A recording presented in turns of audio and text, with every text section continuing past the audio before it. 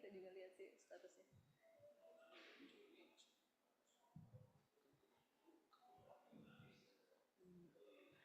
Kalau saya sih lihatnya nggak ada, tapi mungkin kalau saya nggak lihat mungkin ada. Tapi asal nggak lihat gitu.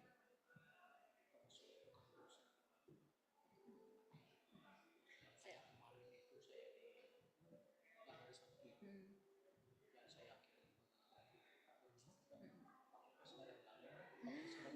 iya iya. kerja sama sama mengenai workshop di situ ada beberapa perusahaan ekonomi Kalau yang saya lihat kemarin tuh Suherman, Bu Marisa, sama Pak Gus Mahendra, dosennya. mahasiswa sih. Masih benar-benar ya, iya benar. Pas saya mah mau siap-siap dulu di luar ya Pak.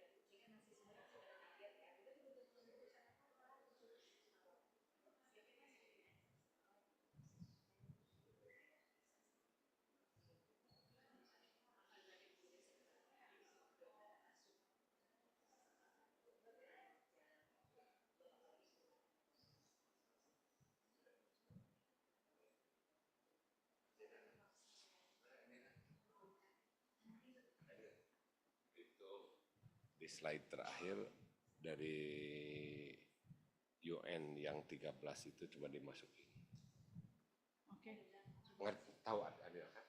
Oh, yang 13 values. Kalau bisa notebook apa biasanya kita buka. Dari itu asli dulu, kemudian itu yang bapak sudah itu ditampilkan di slide terakhir kan? Tadi pertama UN, habis itu yang sama bapak di itu jadi riset.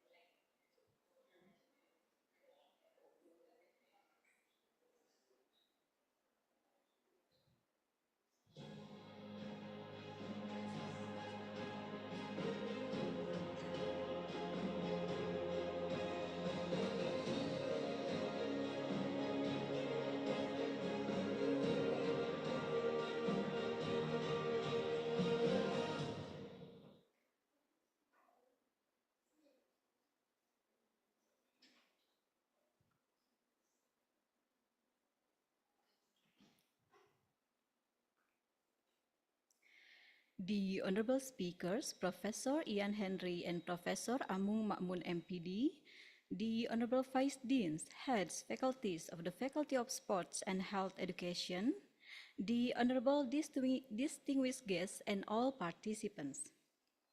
A very good morning to you all, ladies and gentlemen, and welcome to the second day of the NIN ICSDP 2024. Praise be to God Almighty, because of His blessing, we all can gather in this occasion in a good health. Dear ladies and gentlemen, before we begin our agenda, please allow me to read the schedule for today. Presentation of keynote speaker, lunch break, parallel session. Dear ladies and gentlemen, now we will have our main agenda, presentation of our keynote speakers. This session will be moderated by our moderator, Dr. Rita Anggorowati. Without any further ado, Dr. Anggorowati, you may lead the session.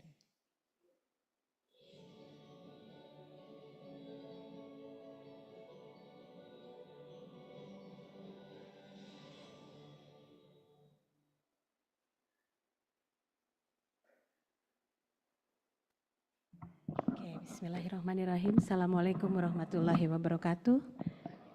Good morning, everyone. How are you today? Hopefully, all of us are going fine today after having some rest. Yesterday was awesome. Yesterday, we were having 2 keynote speakers with such a warm discussion in this room. So really hope that today we are going to have those kind of warm discussion too in this room with our beloved 2 keynote speakers. So for today, I'm honored to chair this session, and then it is an honor for me to be here again. Our first speaker for this session is Professor Ian Henry from Loughborough University, UK. Prof. Henry is the director of the Center for Olympic Studies and Research and a key figure in sport governance, serving on editorial boards for multiple journals, including the Journal of Global Sport Management. Professor Henry's expertise covers governance models and the evolving balance between Western and non-Western approaches in global sport. Now, I would like to have the honor to invite Professor Henry to proceed to the stage to present his presentation entitling The Concept of Governance and Their Implication for Western and Non-Western Sporting Governance Approaches. Professor Ian Henry, the time is yours. Please kindly proceed to the stage.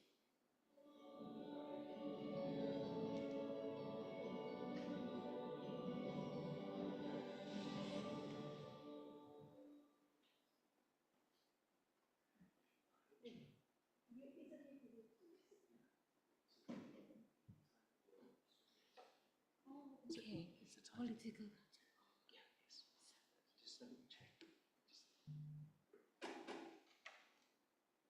Okay, my mistake. So today he's going to present the concept of governance and their implication for Western and non-Western sporting governance approaches. So really sorry for that. There's an old one. Okay, so probably the committee sent me the wrong slides then. Really sorry for that. No, it's because the whoever was copying the slides down, the format is the same. Oh, okay, So okay. don't worry. So probably that's why.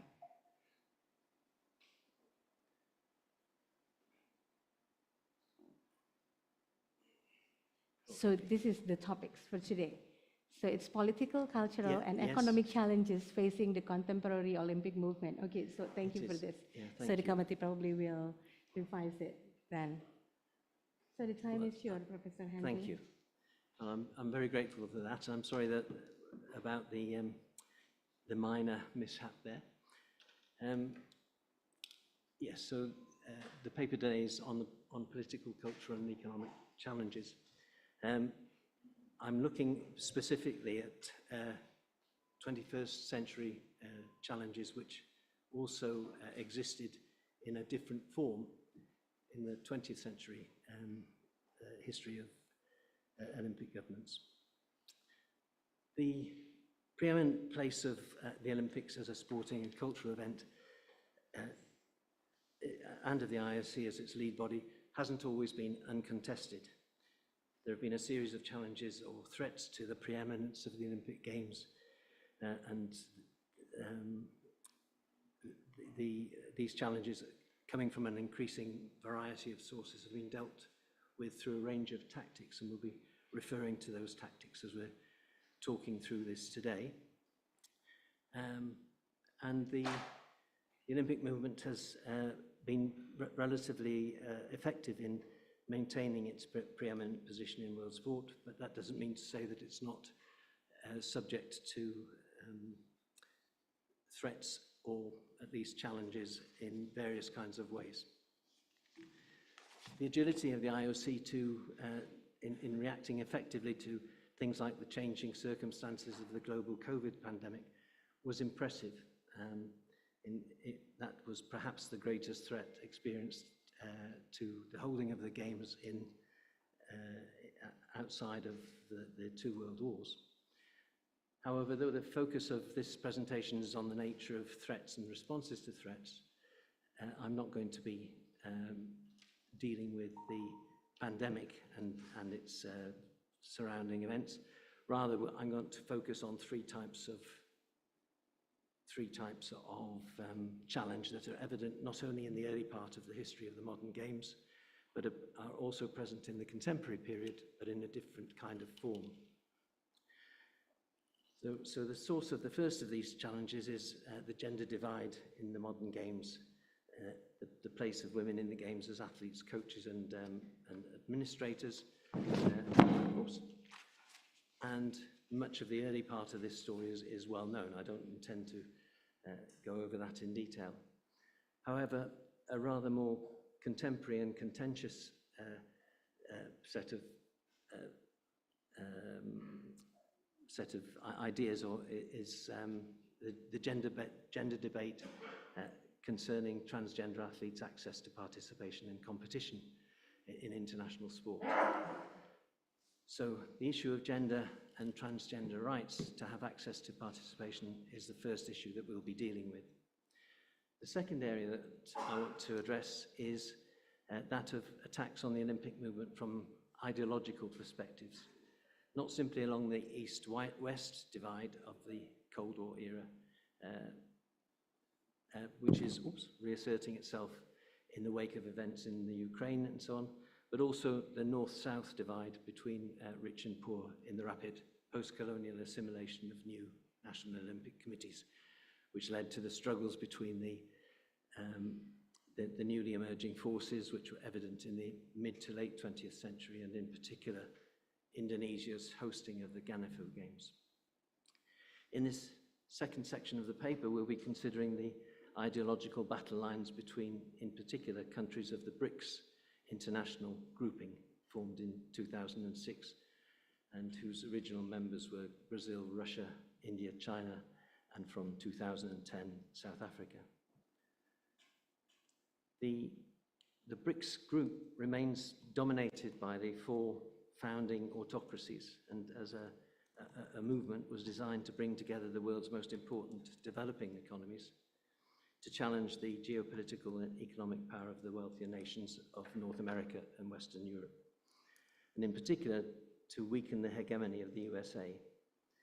Mastro points out that each of these countries has formidable capabilities, but China is the bloc's central player and it has the biggest population and economy and doles out the most aid. This group is expanding. In 2024, 5 other countries, Egypt, Ethiopia, Iran, Saudi Arabia, and the UAE, United Arab Emirates, were invited to join the group. And it's important economically and politically. The expanded group contains 45% of the world's inhabitants and combined represents 28% of the global economy. So sport forms part of the ideological divide between East and West, and also between North and South. These are developing economies. And the construction of the BRICS Games, held this year in Kazan, represents an attempt to, in particular by Russia, to resist the historical dominance by the West of the sporting world, and more specifically to react to the sanctioning of the Russian Federation for its record of state-sponsored doping, which was made public in the evidence provided by the former head of the anti-doping body in Russia. The third challenge faced by the Olympic movement that we will focus on relates to the economics of the Games and how to conceptualize and control the governance, ownership and management of a common good. Common good is what economists refer to as a common pool resource for the wider benefit of the majority. And I'll be referring here to the work of Jean-Loup Chapelet, who draws on the work of the Nobel Prize-winning economist Anna Ostrom on governing the commons.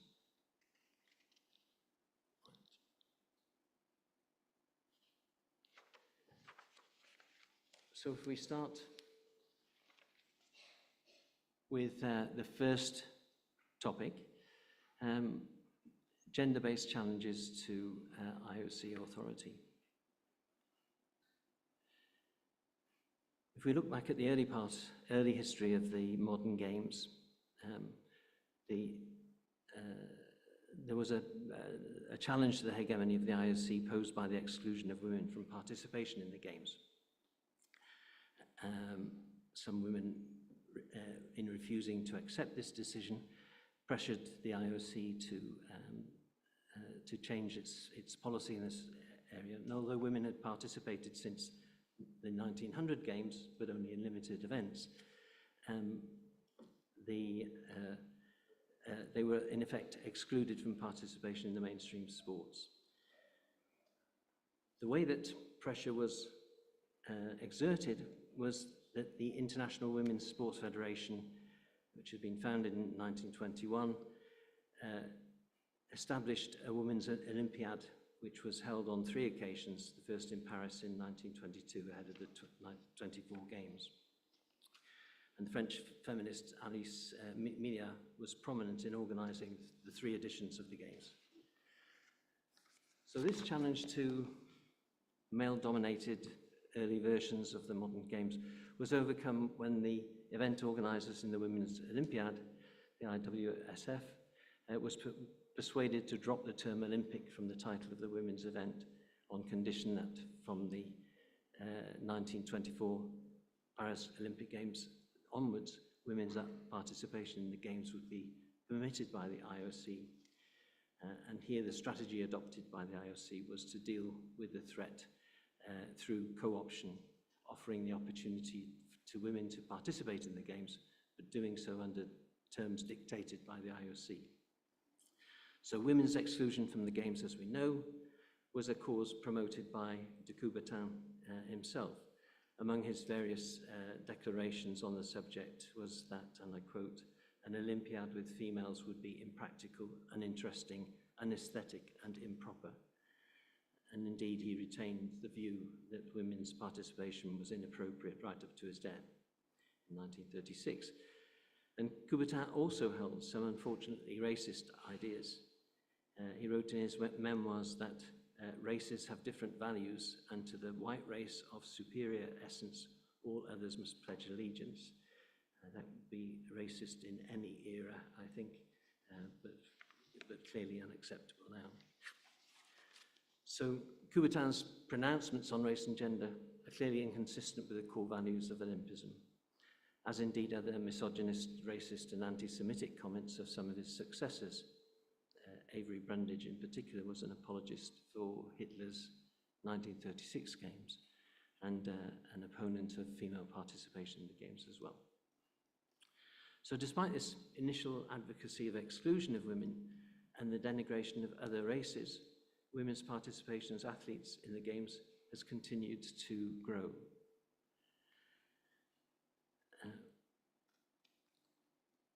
In Paris this year, women achieved, well, or at least women were represented as 50% of the athlete population in the Games for the first time. However, this doesn't necessarily mean that gender equality has been achieved. For example, in relation to the proportion of female coaches at this year's Games, only 18% were women. Admittedly, female representation at IOC level has been improving and now stands at 41%, and female membership in IOC commissions stands at 50%. Nevertheless, there is a considerable gender bias in the numbers of females occupying positions of influence in National Olympic committees as presidents, secretary generals, or executive committee members. There are now only 9 women who are NOC presidents in the world of 206 National Olympic committees. That's 9 out of 206. And Asia and Oceania have no female NOC presidents at all.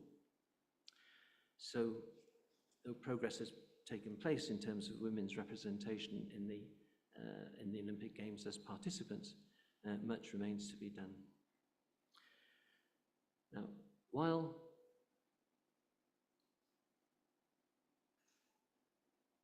demarcation of the battle lines in terms of gender equality in sports participation, coaching and administration have been established, and many of the battles have actually at least begun to be won by those promoting greater equity, there is a new set of contentious issues which have emerged in the 21st century relating to the participation of transgender athletes.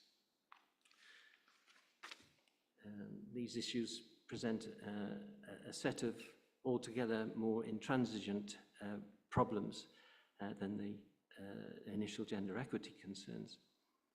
If we look at the key points in the policy debates concerning the participation of transgender females, they tend to fall under 5 headings. The first is the promotion of equal rights and inclusion.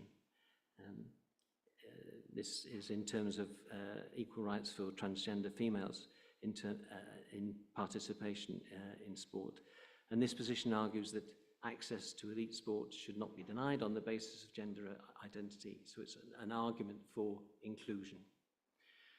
The second group of references refers to unfair competition, or the fairness of competition.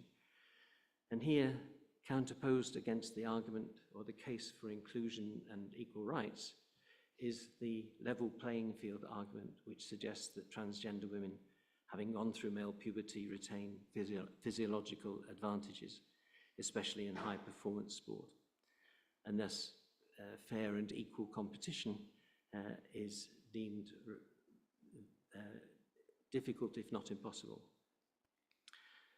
The third group of issues, or the third set of issues, relates to hormone therapy. This is used as a means to balance, on the one hand, social inclusion, and on the other hand, competitive fairness. So in order to foster inclusion on the one hand and competitive balance on the other, a number of sports have required that transgender women undergo hormone therapy and maintain testosterone levels below a specified threshold for a period before competing in women's sport. The fourth area is about the scientific evidence supporting each of these 2 views, and there are differing views on the scientific evidence concerning competitive advantage. On the one hand, you've got the IOC's published framework on fairness, inclusion and non-discrimination on the basis of gender identity and sex variations. This promotes the view that there is currently no compelling evidence to support the claim that a competitive advantage can be achieved or sustained by female transgender athletes, in particular those who've gone through male puberty. On the other hand, there are many who take the opposing view that female transgender athletes do, in fact, enjoy benefits, which means that those who've gone through transgender processes and treatments gain an unfair advantage in elite sport competition. Earlier this year, a group of more than 20 leading scientists wrote to the IOC to promote a contrary view, arguing that the IOC transgender framework goes against the weight of scientific evidence. And this is published in an open letter to the IOC in the Scandinavian Journal of Medicine and Science in Sports. Regardless of the claims about inclusion or competitive balance, some countries have laws which are designed to protect transgender athletes or discrimination based on gender identity thereby limiting the room for manoeuvre for sporting authorities to take a counter view.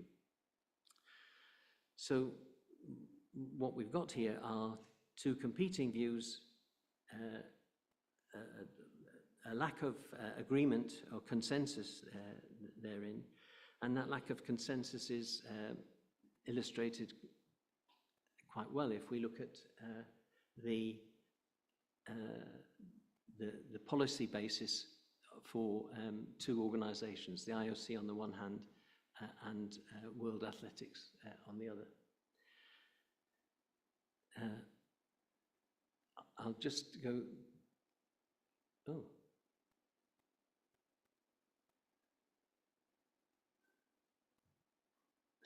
Right, okay. My perfectly designed slide has got a slightly odd look about it now. These are about the policies of the IOC and the World Athletics Organization, which is obviously a globally important sporting body. The table identifies the previous policies that have been in place with the IOC and World Athletics, and the most recent policy publications by those two bodies on this topic. I'll cut to the chase with the most recent ones. In 2021, the IOC Transgender Framework document was published. That encourages sport-specific policies, so it doesn't have a universal rule for all sports, but says that transgender policies in relation to transgender participation are going to be a matter for each sport to decide for itself. And it also promotes the view that no universal testosterone threshold should be adopted, and there's no presumption of advantage for transgender athletes unless there's evidence to the contrary. So the emphasis in the IOC in terms of their policy is fairness and inclusivity, access for all to elite competition. World Athletics, after a long journey, has come to exactly the opposite view. In fact, World Athletics bans transgender women from participation in elite sport competition, competing in the female category. This is a critical juncture for Olympic sport, I think, in terms of how this problem is dealt with. And it's absolutely clear by the fact that these two world bodies have completely opposing policies that we're nowhere near a consensus on this issue. Okay, I'll move on now to the ideological and political based challenges of to the authority of the IOC. In the 20th century, overtly political challenges to the Olympic movement were embedded in both East-West relationships, where the USSR led International Workers' Olympics, staged from 1925 to 1937, and where Spartakiads were organized. These were athletic festivals in the post and interwar years, and these were overtly attempts to challenge the dominant role of the Olympics in the world of sport. While the Workers' Olympiads and Spartakiads were similar in their intent as international sporting events, they had slightly different frameworks. But in fact, this sporting resistance to the dominance of the West was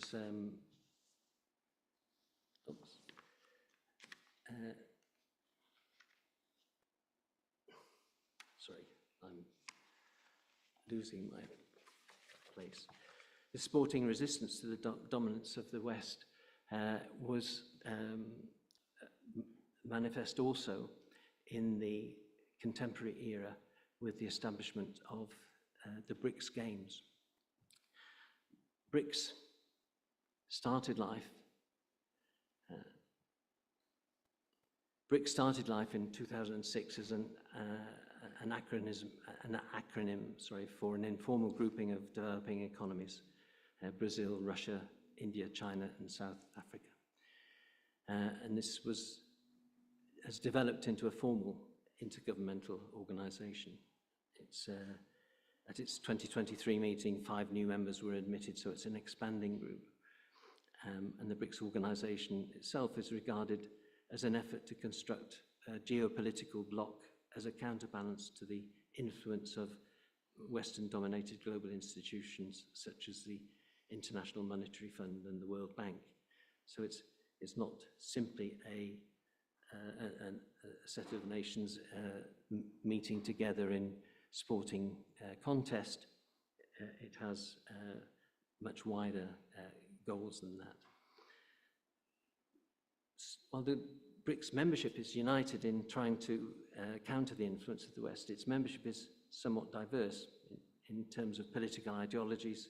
It contains, for example, a theocracy in Iran, an absolute monarchy in Saudi Arabia, a parliamentary democracy in the case of India, and it can count on the considerable economic strength of its members. China has the world's second biggest economy. The BRICS Games, when they were set up as part of a cultural effort on the part of Russia in particular to promote cultural links independent of the West and to form alliances as a counterweight to Western influence. The inaugural BRICS Games took place in Guangzhou in 2017, a very modest affair involving 3 sports with an explicit goal of promoting intercultural exchange between the members. The Games subsequently developed in size and in the range of sports, both Olympic and non-Olympic. And after 4 unofficial editions of the Games, in China twice and in South Africa twice, involving a small number of sports, from 3 to 5 on each occasion. The first official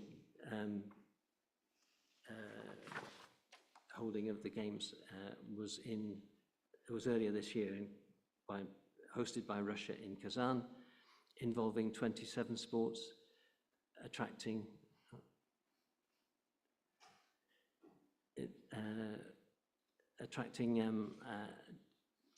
2,800 athletes from 53 nations. If we compare that with the Tokyo number of participants, it's relatively small, it's less than a quarter, but nevertheless it is a significant sporting event. And this BRICS Games represents a considerable effort on the part of the Russian Federation, which hosted the 24 games. As a consequence, this was they hosted the BRICS Games in June, immediately prior to the Paris Olympics. If we compare the Tokyo Games with the 2024 BRICS Games, in terms of numbers of athletes, numbers of countries participating, this table compares the Tokyo Games with the 2024 BRICS Games in terms of numbers of athletes, numbers of countries, and so on. Although there is a considerable gap in terms of the numbers of participants and the capital costs for the infrastructure and so on, nevertheless, this is truly an international games with 89 countries participating. The investment in the BRICS Games infrastructure amounted to a very modest 49 million euros. Using existing facilities helped to minimize the cost. But nevertheless, as I say, this was not a small effort. the BRICS Games isn't an exception in terms of policy direction adopted by the Russian Federation. The Paris Olympics are sandwiched between the 2024 BRICS Games and the 2025 World Friendship Games, also to be hosted in Russia, in Ekaterinburg. And the history of the World Friendship Games is that when the 1984 Games in LA was held, I'm trying to think of the games which in which Russia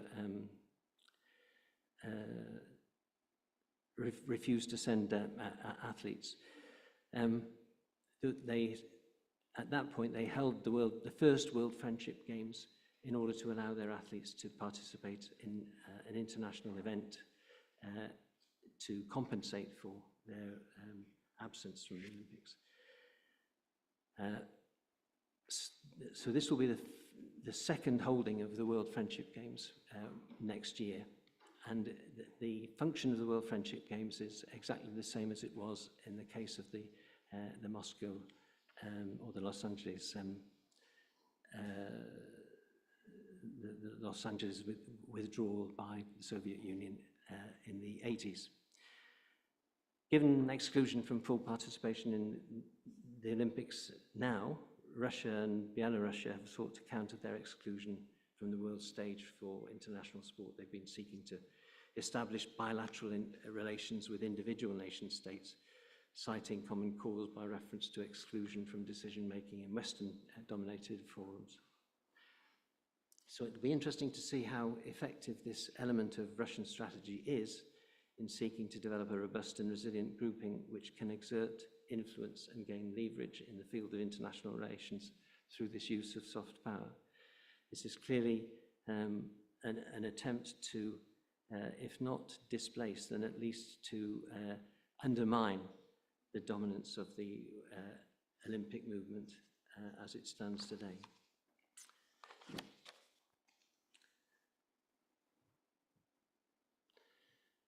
Then I come to the third area, the economic challenges to IOC authority.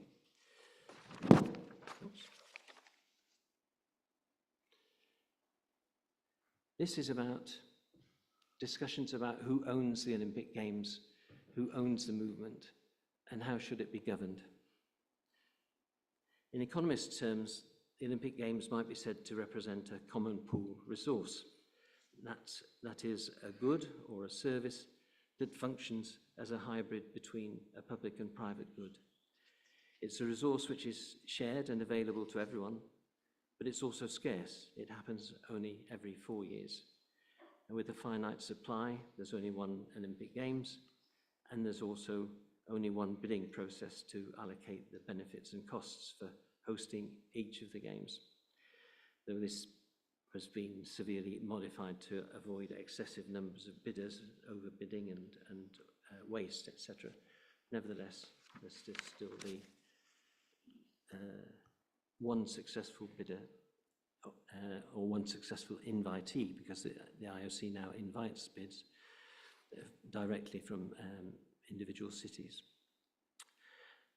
The term, the tragedy of the commons, is derived from a paper by the American economist Garrett Hardin. The commons refers to a resource which is in common ownership, and the tragedy of the commons relates to the inbuilt tendency for governance of a common pool resource to fail. The classic example of a tragedy of the commons in the literature relates to the case in which common grazing land is a common pool resource.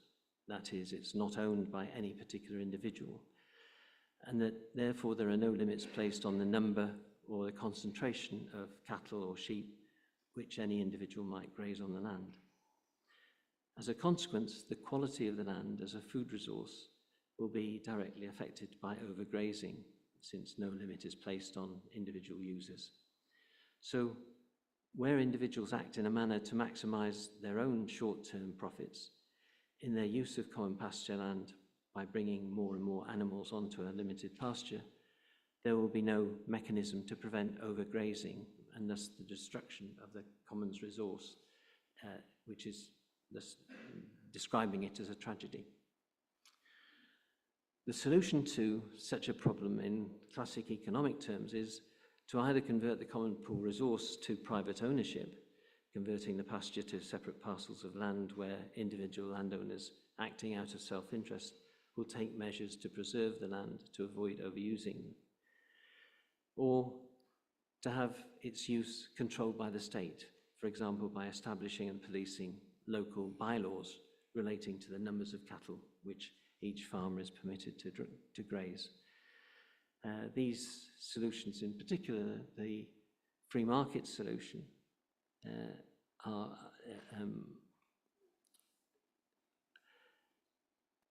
sorry, I've lost my place.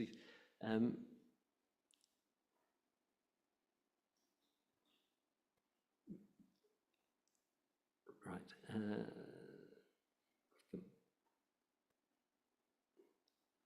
Forgive me. These solutions, in particular the free market privatization solution, are in principle the solutions advocated by Hardin, who's a free market economist. The work of the Nobel Prize economist Elinor Ostrom identifies the nature of governance arrangements adopted for common pool resources in a wide range of contexts. And her work seeks to reject the argument of the inevitability of the tragedy of the commons. She analyzes a large number of real-world examples of management of common pool resources, and that leads her to conclude that the onset of the tragedy, or its avoidance, by converting a common pool resource into a private asset, or either that or into a state-governed asset, these are not the only options. She identifies in a wide range of market contexts local governance solutions based on various forms of local voluntary or cooperative arrangements which operate without resorting to free market or state-led governance arrangements. Jean-Luc Chapelet has suggested that the conducting of an Olympic Games has, in many respects, the characteristics of a common pool resource. As such, it's not appropriate to adopt a top-down vertical model of governance, whether controlled by the state or by private sources. But rather, decisions may be taken with specific agreements of a voluntary nature between stakeholders, which can be binding. In other words, instead of having a vertical system of governance, there is a horizontal system of governance, and interaction between various stakeholders is how decision-making is reached, and it's possible to have positive outcomes. An example, perhaps, is the establishment and subsequent development of the Court of Arbitration for Sport. This represents an example, a product of negotiation between stakeholders overseen by the IOC and other bodies, particularly governmental bodies, actually, to avoid stakeholders following their own interests, but thereby damaging the potential of the Olympic system as a whole. Such a solution in governance terms fits with a horizontal governance model for the Olympic movement, and it is this ad hoc set of arrangements between stakeholders in a horizontal system, which allows the Olympic movement to think of useful solutions to such problems. This solution in governance terms fits with the horizontal governance model for the Olympic movement, and we're in the process, actually at the moment, one of the reasons why I'm here with colleagues from this university, we're in the process of evaluating governance activity in the context of both China and Indonesia, and some of the solutions in governance terms to the problems which both of these systems counter are ad hoc initiatives decided by negotiation between the stakeholders involved. And that I think is a fruitful way forward in terms of trying to conceptualize the nature of governance systems in different cultural and geopolitical contexts. So that's my introduction to those 3 points. I'm sorry about the technical problems of my making. The argument is, if we want to avoid the tragedy of the games applying Harding's argument, we'll be left with just 2 choices. Can imaginative forms of governance, as advocated by Ostrom, find creative ways to maximize public benefits? And personally speaking, I think using this framework for analysis of governance systems is a promising approach. So thank you very much for listening, and apologies again for the technical difficulties. Okay, thank you so much, Professor Henry. Please give him a very big applause. So thank you for your insightful analysis on the political, cultural, and economic issues impacting the Olympic movement. Professor Henry, before we proceed to the question and answer session, the committee has requested me to translate some of the key takeaways from your presentation in Bahasa Indonesia. Do you mind? Can I, Professor Henry, can I translate your key message? Yeah, Okay. So, Bapak Ibu yang terhormat, poin-poin utama dari presentasi Profesor Henry yang baru saja disampaikan menyampaikan tentang poin yang pertama, tantangan kesetaraan gender. Meskipun ada kemajuan dalam partisipasi perempuan, masih terdapat kesenjangan dalam peran kepelatihan dan tata kelolanya. Kemudian adanya tantangan keberlanjutan mencakup isu-isu kompleks terkait partisipasi transgender yang menimbulkan pertanyaan baru bagi kebijakan Olimpiade. Kemudian poin yang kedua mengenai ketegangan geopolitik, perpecahan Timur Barat dan Utara Selatan. Terjadinya perpecahan ideologis historis terus berlanjut yang baru-baru ini dicontohkan oleh gerakan BRICS di bawah kepemimpinan Rusia, menciptakan platform alternatif bagi negara-negara yang terkena sanksi politik. Dan kemudian adanya pengecualian Rusia dari Olimpiade yang terkait dengan program doping yang dipimpin negara, dan isu geopolitik seperti konflik Ukraina telah memperdalam perpecahan ini. Dan poin ketiga yang beliau sampaikan mengenai Olimpiade sebagai kepemilikan bersama, commons tadi disebutnya. Konsep Olimpiade sebagai acara yang dimiliki bersama bukan oleh pemerintah maupun swasta, membawa tantangan tata kelola yang unik, dan kemudian Profesor Henry menyarankan kerangka tata kelola yang disesuaikan untuk menjaga integritas dan kemandirian gerakan Olimpiade. So, ladies and gentlemen, we will now open the floor for question. Please kindly raise your hand and then state your name and identity clearly, so everybody would listen to your question. Okay, so we already have this participant on my right side. Okay, the woman with the black veil, yeah.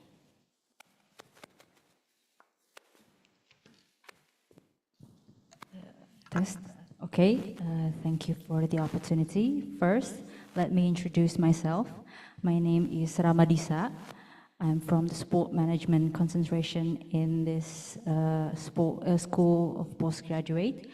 I have a question about one of the topic that we discussed today, which is about gender. One of the hot topics that was happened in the last Olympic about the Iman Khalefi issue. She is an Algerian Olympic gold medalist, a female boxer. She was accused of failing a medical exam due to the presence of male hormones in her system. This issue sparked debates about gender and fairness in sport. So my question is, what is Professor Henry's opinion regarding this situation, whether it's about gender equality side or is it about fairness in sport? Because this issue really sparked not only in sport but also in social media. So many have spoken about being pros and cons about this Algerian boxer. And what do you think IOC should make a move about this situation? Thank you. Thank you for the question, and I think you've put your finger on the pressure point in relation to dealing with either fairness or inclusion. I don't know the background to this particular Nigerian athlete, but I can imagine what the issue was for the sporting organisations. The way that the IOC has left things in their framework statement now is that they say it's up to the individual sport to say what rules should apply, and to say whether an athlete has actually met the conditions which are laid down. So you've got on the one hand, as we saw on the side, the IOC's. Because as far as I know, the IOC is being silent about it, because the boxing federation has spoken about it, the Algerian Sport Federation has spoken about it, but the IOC, as far as I know, being silent about the situation. Yeah, as I say, I don't know the background to this particular individual, but the nub of the problem is still the issue of to what do we give prevalence? Is it to fairness, allowing access for all, or is it for having a level playing field? And I think that it's very difficult to come to a finite, absolute decision on that. So in a sense, an arbitrary decision may be taken about where the line is going to be drawn between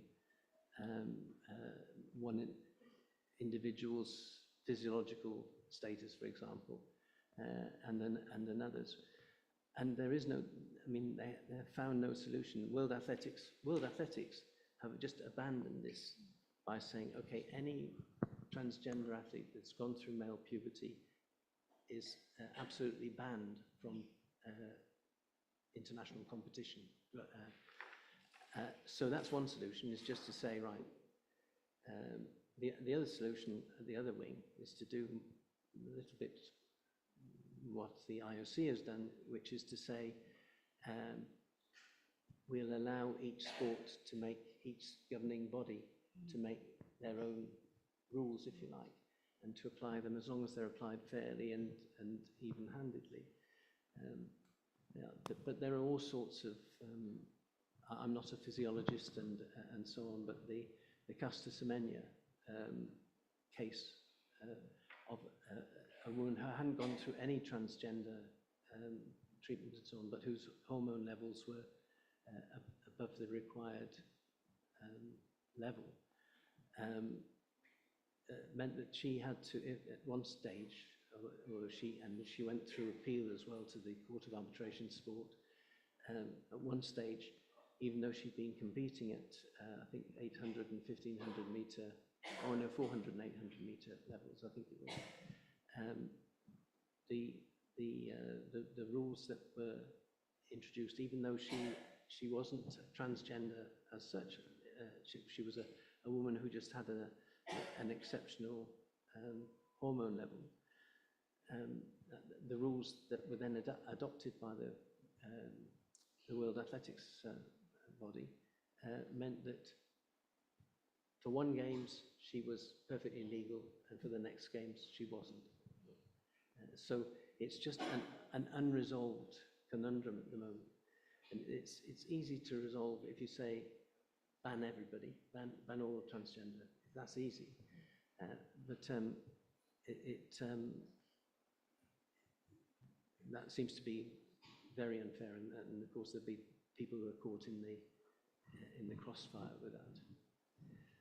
So yeah, great question, because there is no, I don't think there is there's been a lot of thinking about this and a lot of discussion. So I think if there was an easy answer to that, we would have come across it already, but I don't think we have yet. Thank you very much. Me, myself, I understand this gender situation is really complicated. So that's why I need your opinion regarding the situation. But I I'm quite satisfied with the answer. Thank you very much. Thank you for the question.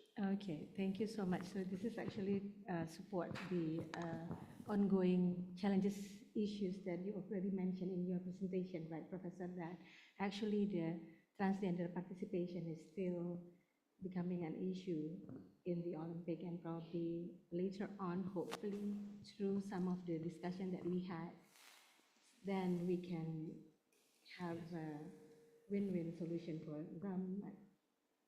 Has Indonesia been, Indonesian athletes actually been subject to, I mean, have there been cases of Indonesian athletes, transgender athletes, who have either had access denied to participation in these? If I'm not mistaken, we do have transgender athletes, right? But then when he changes his gender into her, then she is classified into woman athletes, but it's not the transgender itself.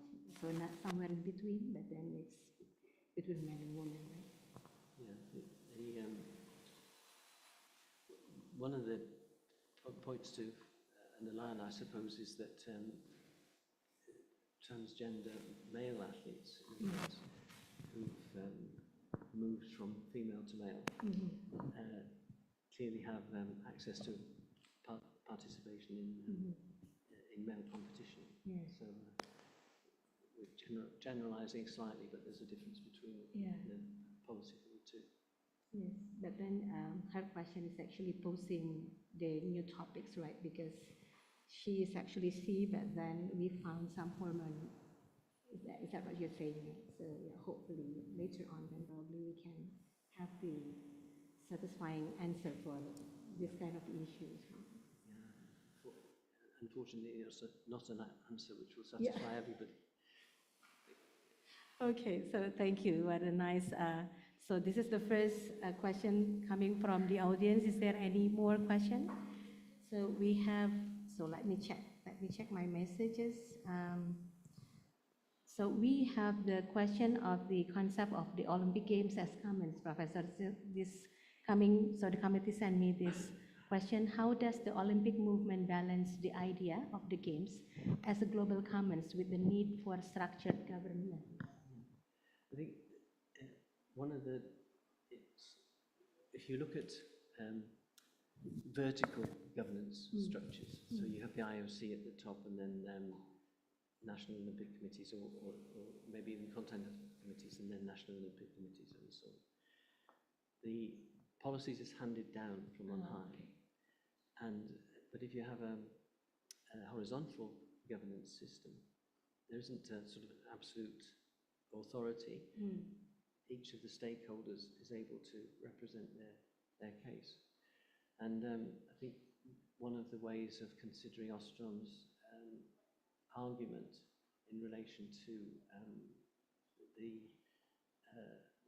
her argument is against the notion of the tragedy of the commons, that she argues that that solutions can be found. It's not just market solutions, and the Olympic movement has a history in terms of its relationship to commercial activities and commercial agenda. It's much more commercialized than it is now, but it's gone through this process of allowing professional athletes and so on to participate. So the way that the common ownership of the games as such is that the individual athletes don't own the games.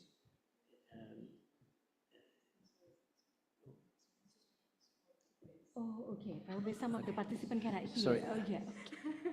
Right. So I beg your pardon. Right. Yeah. We were talking about the games as a common resource, and the way that argument assists us in conceptualizing governance is that we don't have, just as with a common resource, we don't have a single hierarchy, as it were. We have individual stakeholders who can negotiate in terms of their positions and wishes and so on. So if you take the argument about professional athletes wanting to benefit from sponsorship or whatever within the context of the Olympic domain,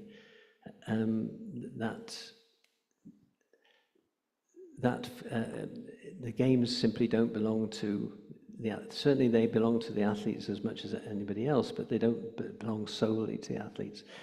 And it's just that as a common resource, we have to negotiate between all of the stakeholders to arrive at decisions. So I use the example of anti-doping and the anti-doping system that we have in place. And that was the result of negotiation between various bodies, particularly national bodies and also international federations, etc. The policy was derived on the basis of that mutual discussion and so on. So the Ostrom concept is a good way of underlining the fact that the ownership of the commons exists in a whole range of areas, and Olympic sport is just one. And it allows us to underline the fact that the Olympics Games and the Olympic movement doesn't simply belong to one or two powerful authorities, whether they're sponsors or athletes or international federations. Thank you for that. Hopefully this answered your question. So someone coming from the Zoom. So should we have another question coming from the floor for Professor Henry? Okay, please. So could we have the mic? Thank you. Morning, everyone. Thank you for your keynote. Given extensive research on sports policy, governance, and Olympic legacy as well, I'm particularly interested in hearing your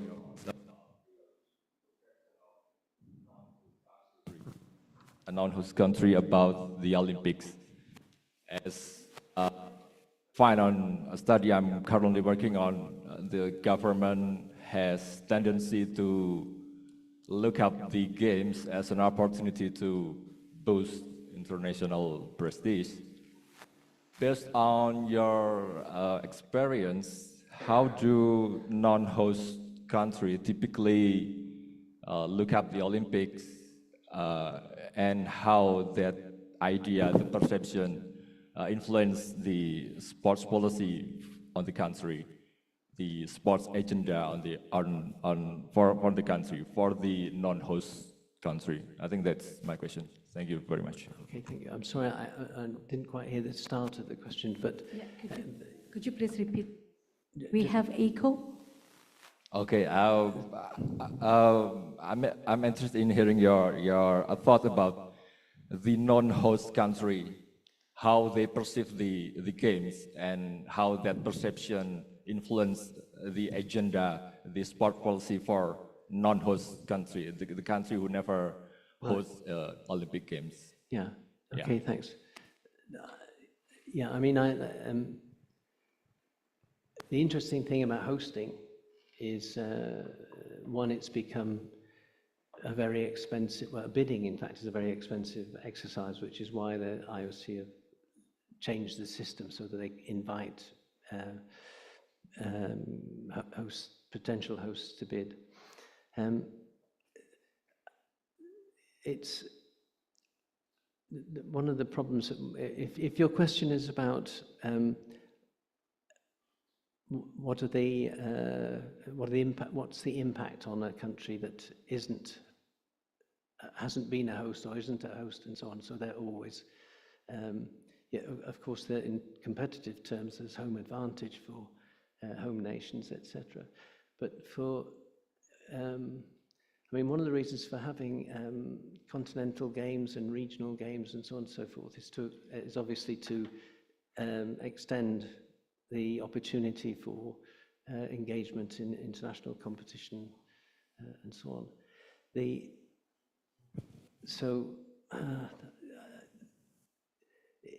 If your question is partly about, well, you know, what's the point of participating if we're never going to host the games, and as a consequence, the games doesn't enhance our national glory or whatever.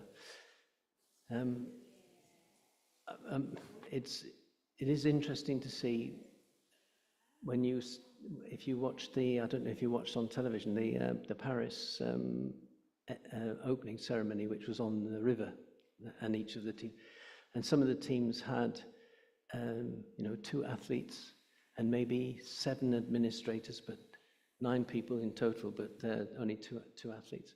Now, for some of those countries, I think there's a sense of national pride in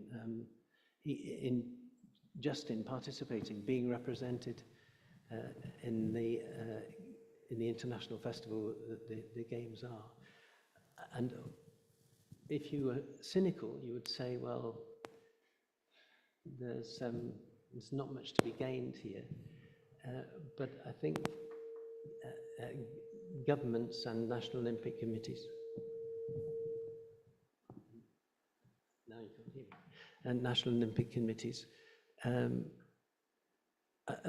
national Olympic committees have got an interest in participating in the games, because without the games, there'd be no national Olympic committee. And if I'm the president of my NOC, then there's a personal stake, I suppose, involved there.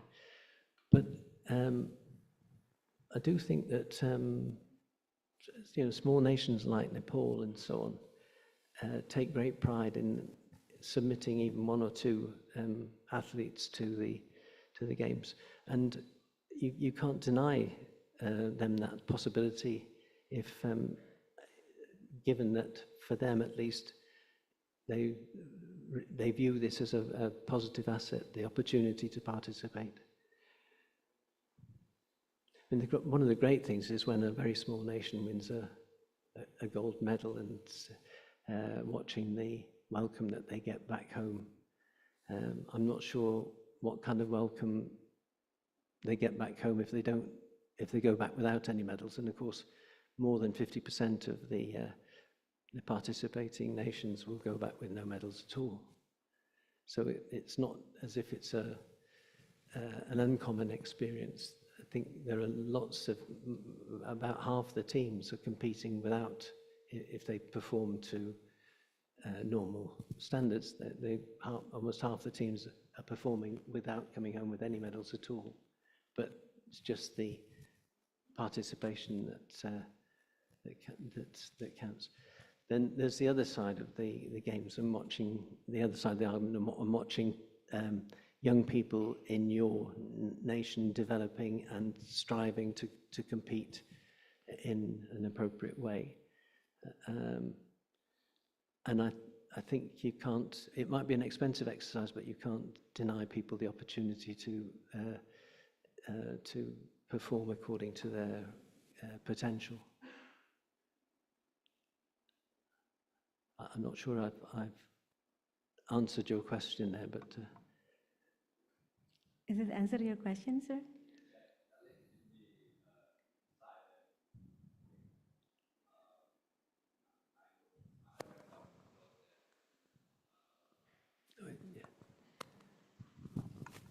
Yeah, thank you. And I think I read some notes here to explore more with the literature and maybe your research. Thank you very much. Yeah. Wonderful. Okay, is there any more question coming from the floor? Okay, please.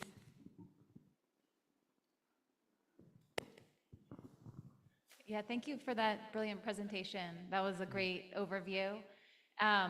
I had a question about the end of your presentation when you were talking about maximizing public benefits. And as I'm sure you know, because a lot of cities have pulled out or they don't want to bid and they've seen all the problems and the expenses and the challenges. What do you think about some of the propositions? For example, one permanent host city like Athens, or a handful of small cities so that they don't have to build any new venues, or even no host city, and you can just simultaneously have like swimming in China and track and field in the US or anywhere. Yeah. What do you think about those ideas? My own view in terms of the problem of costs and so on, and the way that actually the size of costs of hosting puts off a whole range of potential cities, but especially those that are in smaller economies. So my own view is that the idea of having a multi-venued, and by venued I mean in different countries and possibly in different regions, but hosting done in this way, where the capital costs of investment in infrastructure and so on are spread across a far wider range. I think that's probably the way forward. And we're seeing it in the World Cup in soccer, where we're having several countries combining to host the championships. So A, I think that's good for everybody, and B, I think it's particularly good for smaller nations who don't have the resources to make an offer for hosting the games as a whole, but just the building of elite swimming facilities or stadia, athletic stadia, and so on would help. And there are some sports that require very little in terms of capital investment, general use of gymnasia and so on. So I'm personally speaking, I'm in favour of going down the route of multi-venue and offering more opportunities to more people to host the games. Yeah. Now I want to know what your view is. I don't really have a personal view, but your argument is compelling. And I also think, like, in recent games, the host city has maybe played less of a role than it did in the past, right? Just in terms of the way people consume it, you're not all tuned in to the same thing at the same time. And I mean, it's a 19th century event, and we're now in the 21st century, so it's just not the same as it used to be. And we have the technology to, have multiple venues. And I agree, if other events like the World Cup are going in that direction, and there's still excitement. Like, so I live in New York, and they announced the finals of the World Cup will be in New Jersey, and people are excited. Yeah. So it also spreads the excitement, not just the cost. Yeah, and the opportunity of people to attend as well, because if the games are in Australia, the attendance from people in the UK would be suppressed. Yeah, thank you. Okay, thank you. Is there any more? Okay, thank you. Please, could she have the mic?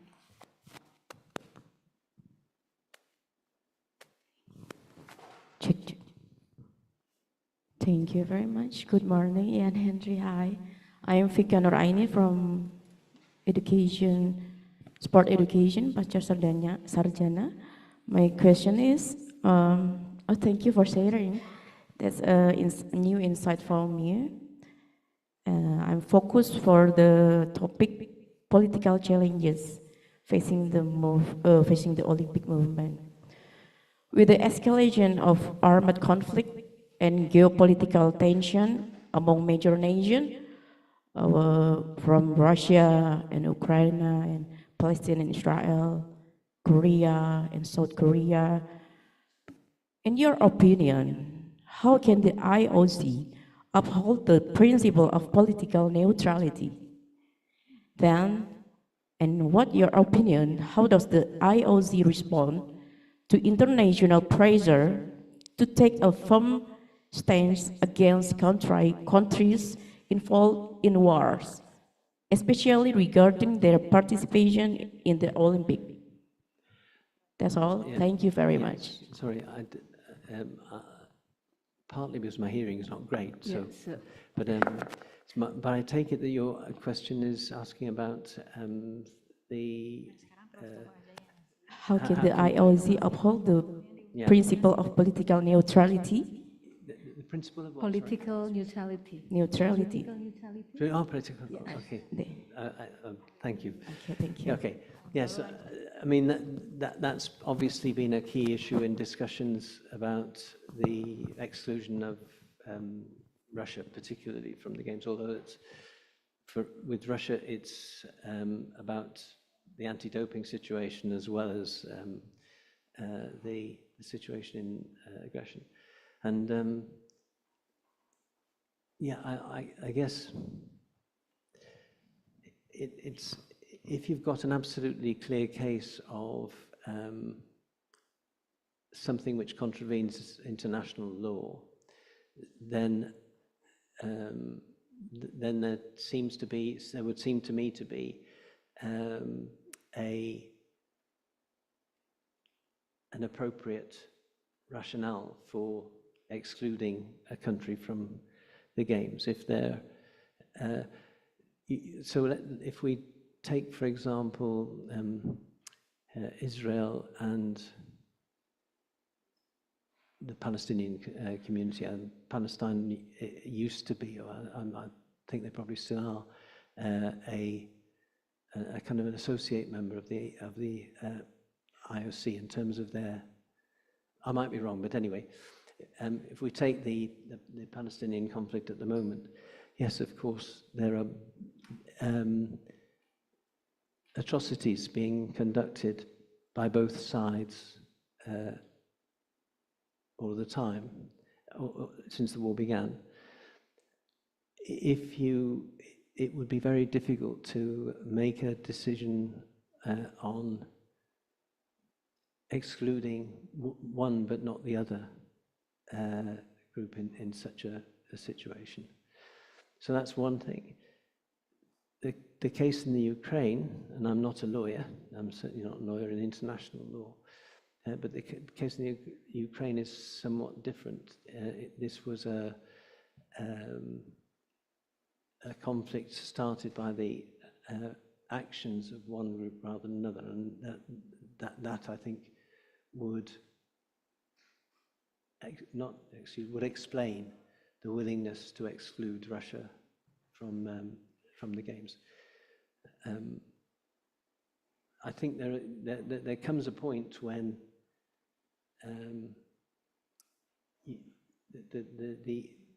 the notion of political neutrality is difficult to defend when you're encouraging an aggressor by including them in your festival of sport.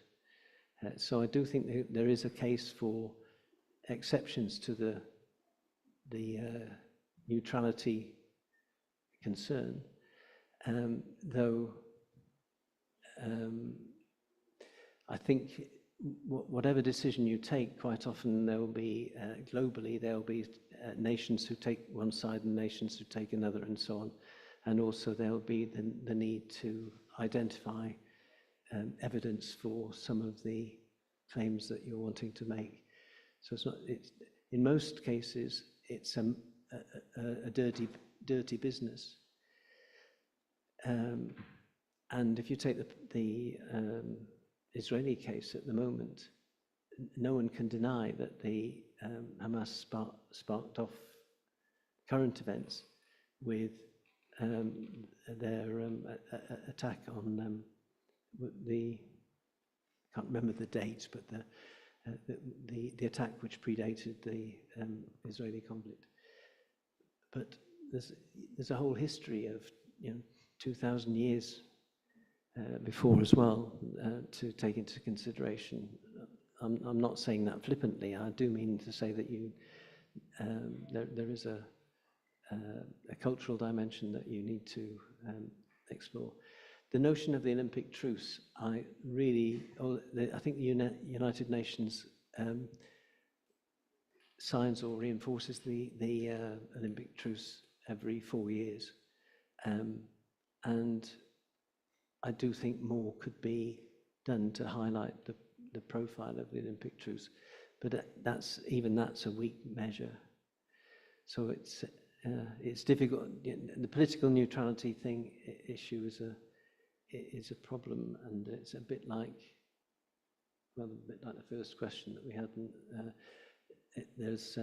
You're putting your finger on a pressure point in relation to the IOC's ability to act. I mean, if you look at the United Nations, their ability to engage nations that are in conflict is, they're in a much stronger position than the IOC is, but even they have limited impact, I think, on the willingness of groups to come around to the negotiating table and so on. Yeah, have you got an example of a political neutrality issue where the IOC could have done something positive to?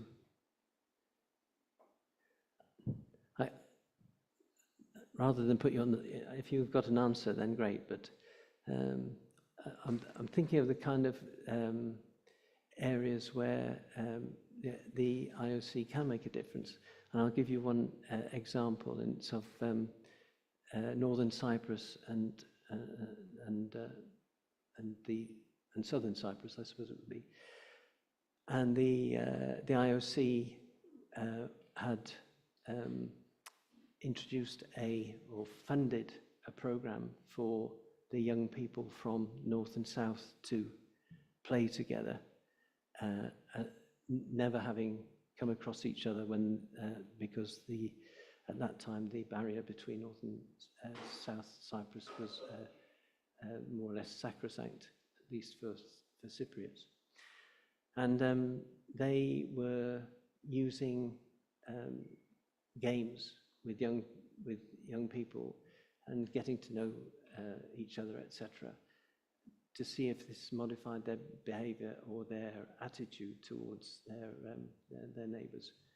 So the IOC invested in this thing, and they tested whether or not it made a difference in the long run with these youngsters by evaluating how many times they emailed each other after the holding of this program of games, etc.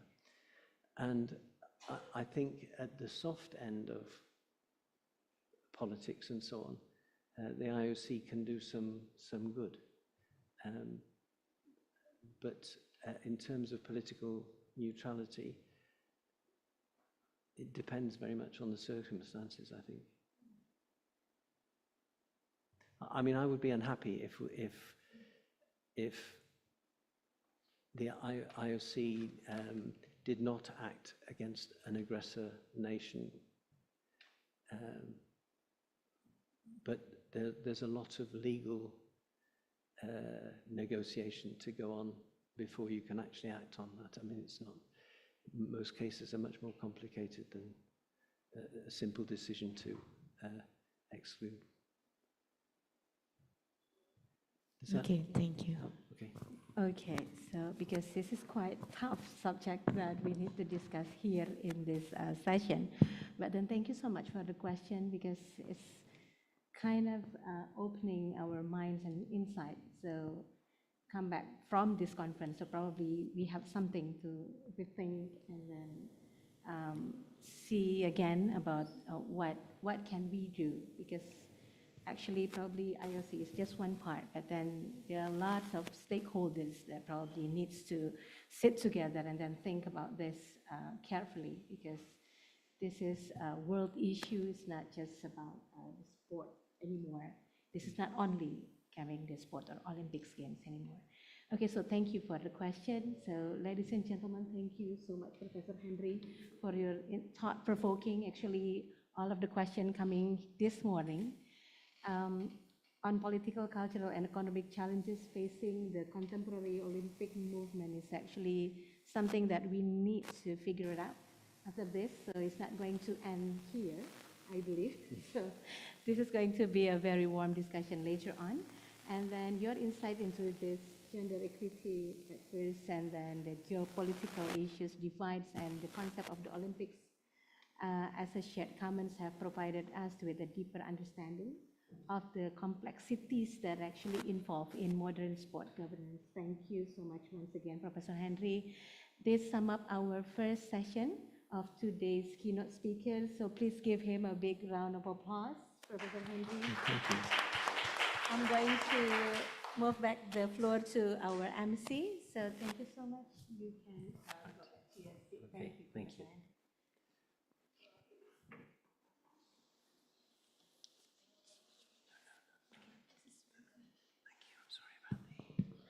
Thank you, Dr. Anggorowati. Also, thank you to Professor Henry. And here we have a certificate for you, and we would like to invite Professor Toho to give the certificate. So, yes, Professor Toho and Professor Henry, please come to the front.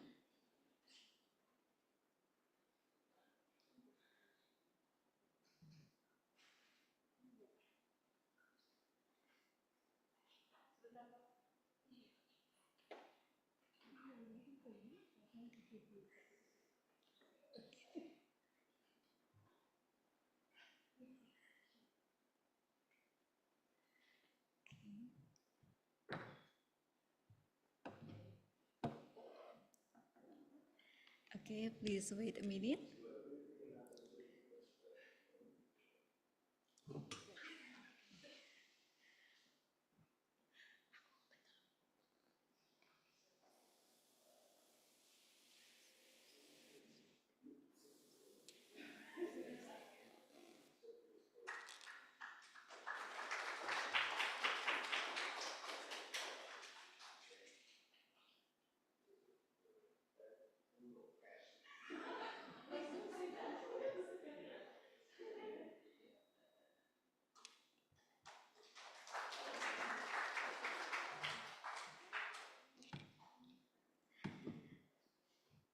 Okay, thank you, dear ladies and gentlemen. Before we move to our second session, we will have an ice breaking first. Please welcome Shofi and Raisa for the ice breaking.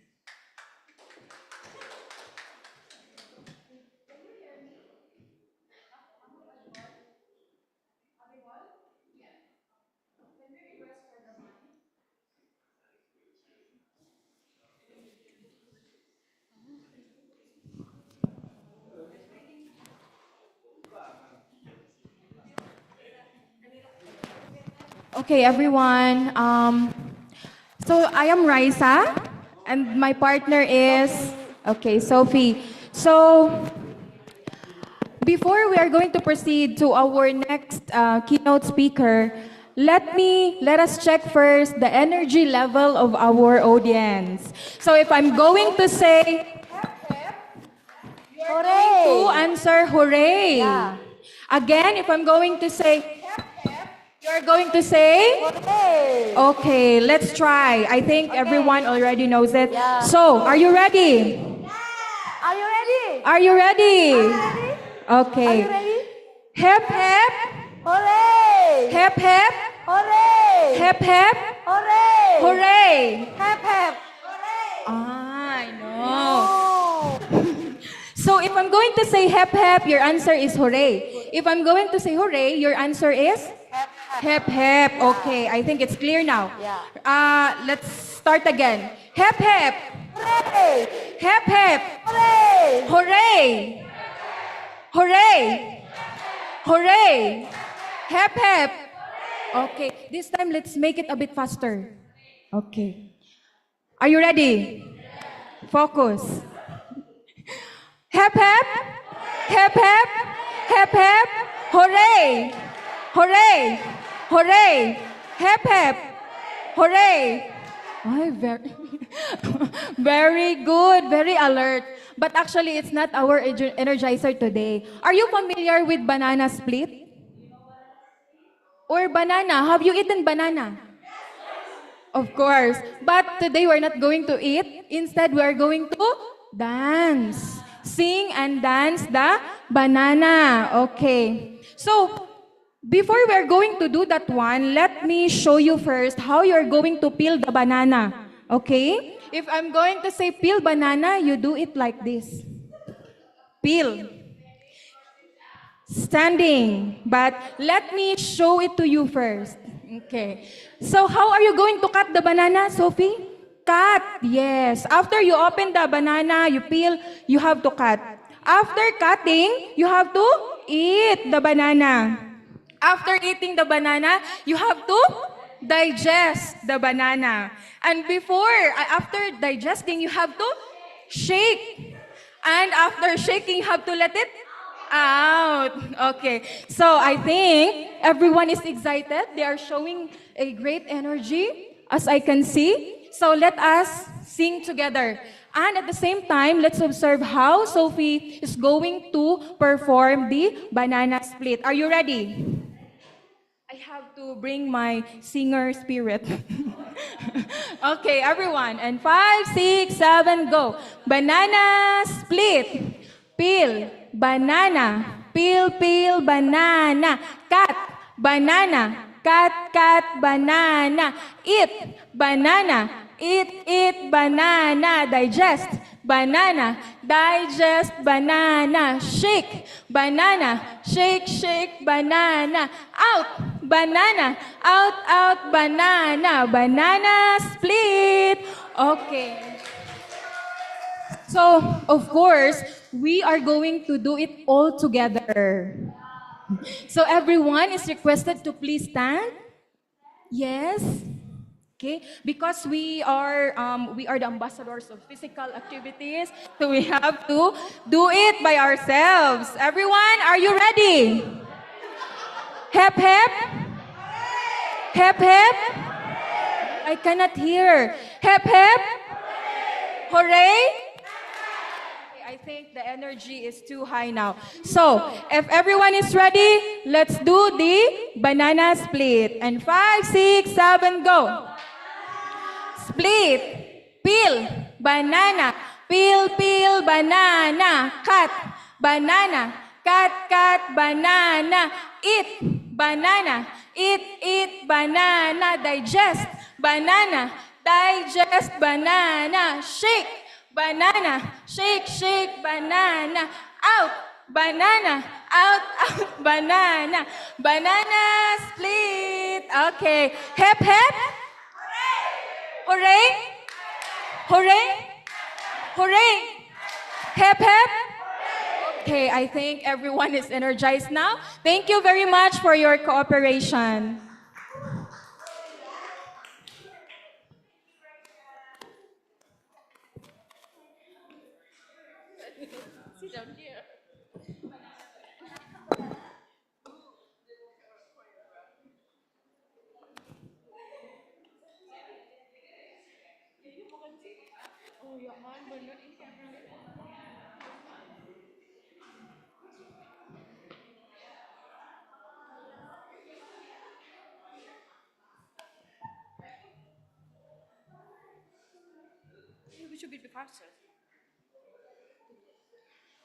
All right, ladies and gentlemen, we'll be waiting for around 5 minutes before we move to our next session.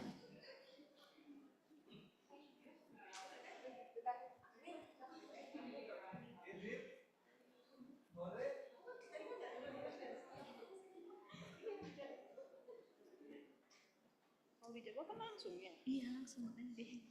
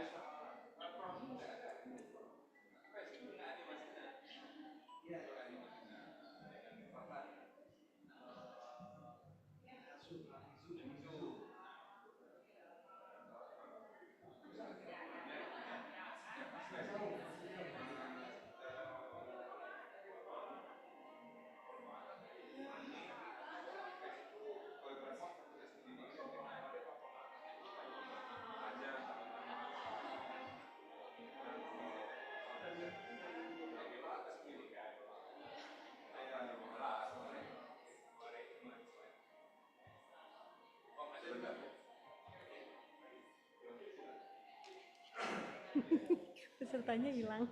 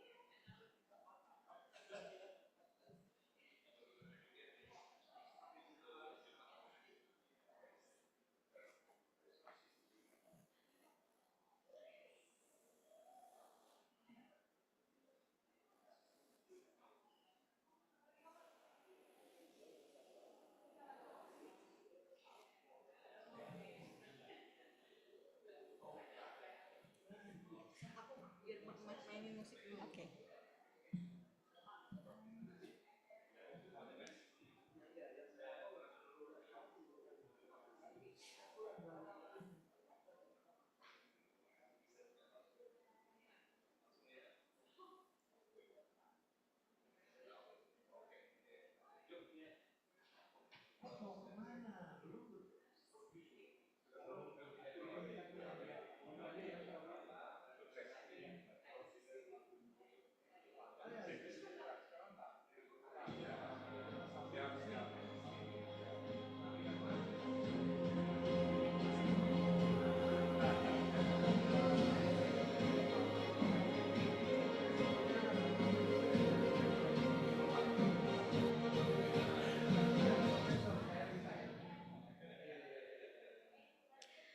All right, dear ladies and gentlemen, now we will continue to our second session, presentation from Professor Amung Makmun MPD and Dr. Anggorawati. We will be back to you.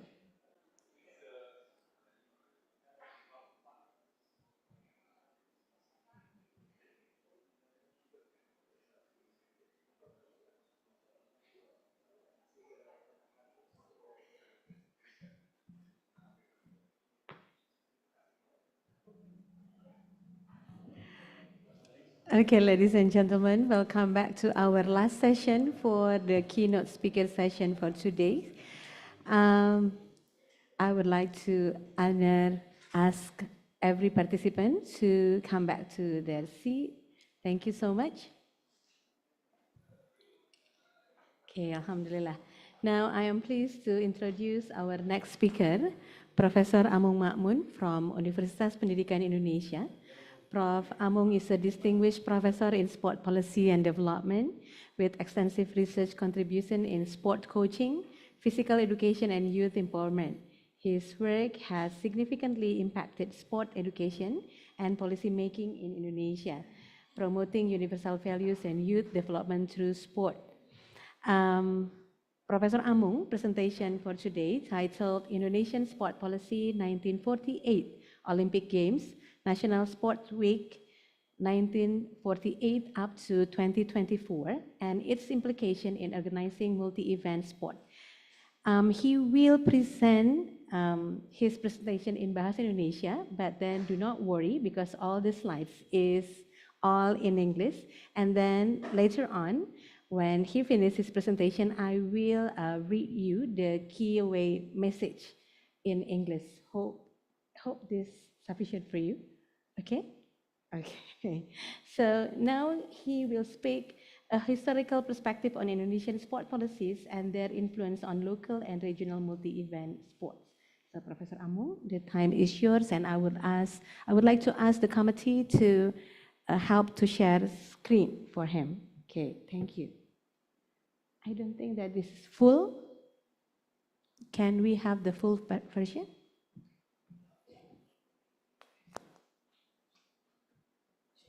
It's only half, yeah. I don't think it's convenient enough. Can we only see the screen? Tunggu sebentar ya, Pak. Oke, baik. Terima kasih. Assalamualaikum warahmatullahi wabarakatuh. Selamat pagi menjelang siang. Mohon izin dui bahasa ya. Saya berbahasa Indonesia. Mungkin Ibu Rita nanti akan membantu mentranslate. Tapi insya Allah kalau paparannya dalam berbahasa At the end aja Pak. At the end I will read the key way, but then all the slides is in English. Okay. Please proceed Pak.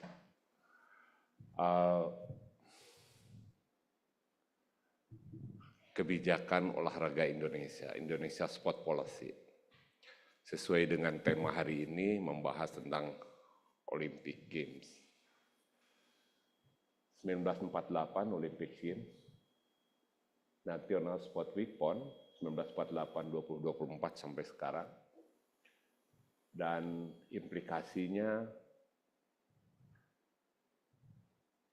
dalam pengorganisasian kebijakan multi event olahraga di Indonesia dikaitkan dengan Olympic Studies, Olympic Values. Ini menjadi sebuah telaan yang amat mendalam untuk saya sampaikan pada kesempatan ini. Mudah-mudahan dapat memancing untuk melakukan riset-riset lanjutan berikutnya. Sebagaimana diketahui, silakan slide kedua. Sebuah perjalanan sejarah yang panjang, tentu saja 48. Olympic Games tahun 1948 menyiratkan sejarah yang amat mendalam bagi Indonesia. Karena pada waktu itu, tahun 48, diselenggarakan di Britania Raya. Kita tahu persis bahwa tahun 1948 Indonesia baru merdeka. 145 ya, 1945, 3 tahun merdeka. Ada kesempatan untuk ikut Olimpiade di Britania Raya waktu itu. Ternyata kehadiran Indonesia belum mendapatkan tempat sebagaimana seharusnya. Dengan 3 alasan utama. Yang pertama, Indonesia belum diterima sebagai negara merdeka oleh sebagian besar negara-negara di dunia. Yang kedua, Indonesia belum menjadi anggota Olimpiade, IOC, belum menjadi anggota IOC.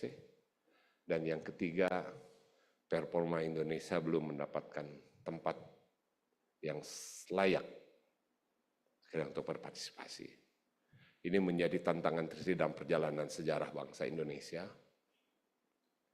Namun demikian, ada satu kesempatan emas dan terbuka peluang untuk mengikuti Olimpiade pada waktu itu, 48.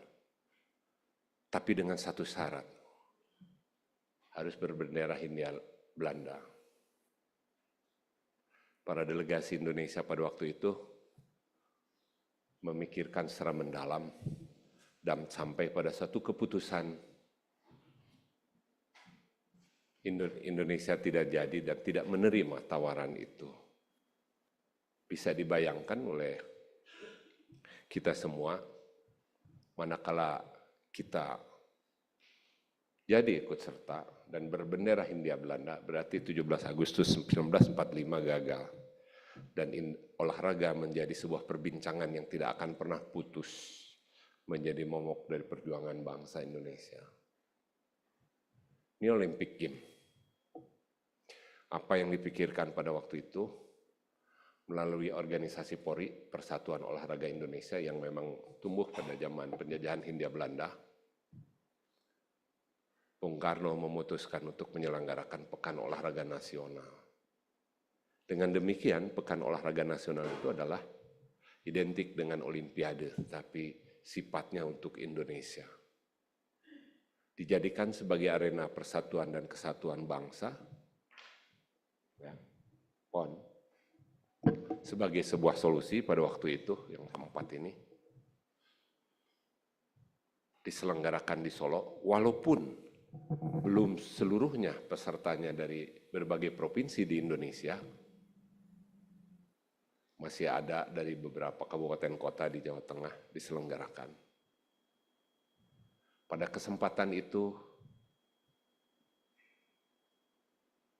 panitia penyelenggara mengundang duta besar negara-negara sahabat yang sudah ada di Jakarta untuk memperlihatkan kepada wakil-wakil negara sahabat Indonesia pada waktu itu bahwa negara Indonesia ada, berdiri dan berdaulat. Dalam kacamata saya pribadi, olahraga memiliki nilai yang sangat fundamental karena pada saat itu menjadi arena diplomasi politik internasional bangsa dan negara Indonesia.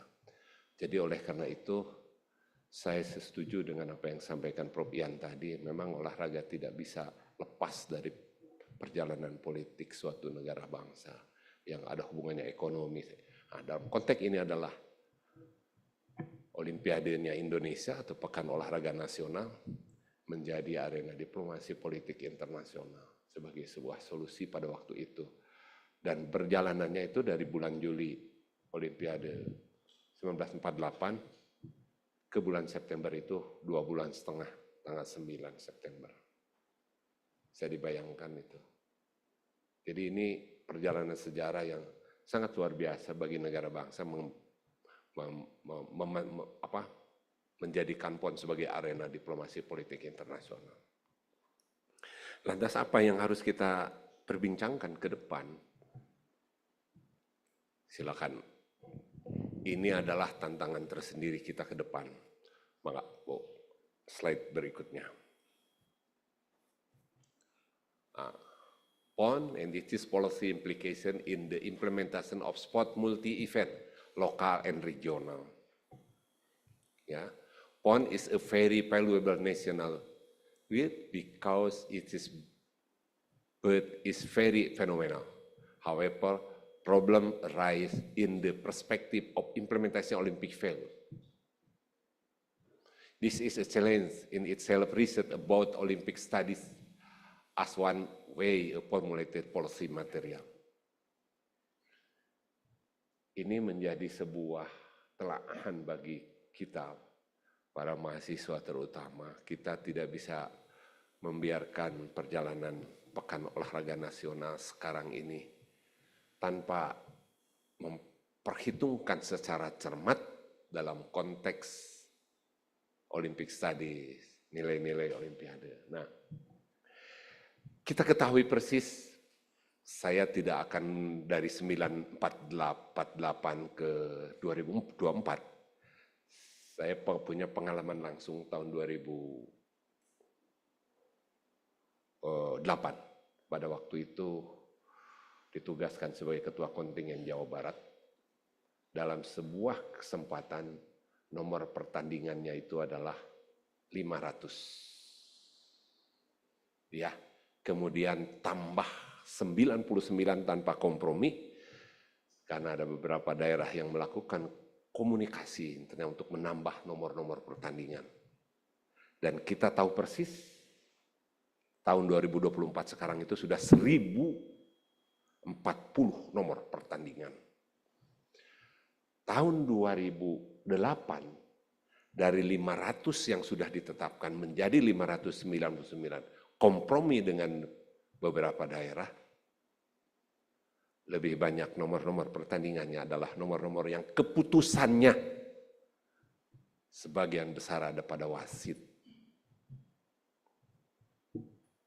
Number with sekarang loh, demikian juga 2024. Namun kita perlu analisis bersama. Kalaulah sebuah event olimpiade, event olahraga atau multi event olahraga yang menjadikan arena kompromi sangat berbahaya. Inilah yang harus dicermati. Cuma kita harus ditelah lebih mendalam. Ya. Kemudian ini on the implementation of local sport multi event. Pekan olahraga daerah, pekan olahraga provinsi, termasuk pekan olahraga pelajar, olimpiade olahraga nasional, termasuk, terus terang saja saya kemarin mencermati yang diselenggarakan pekan olahraga Pordoska, dosen dan tenaga kependidikan untuk tingkat UPI.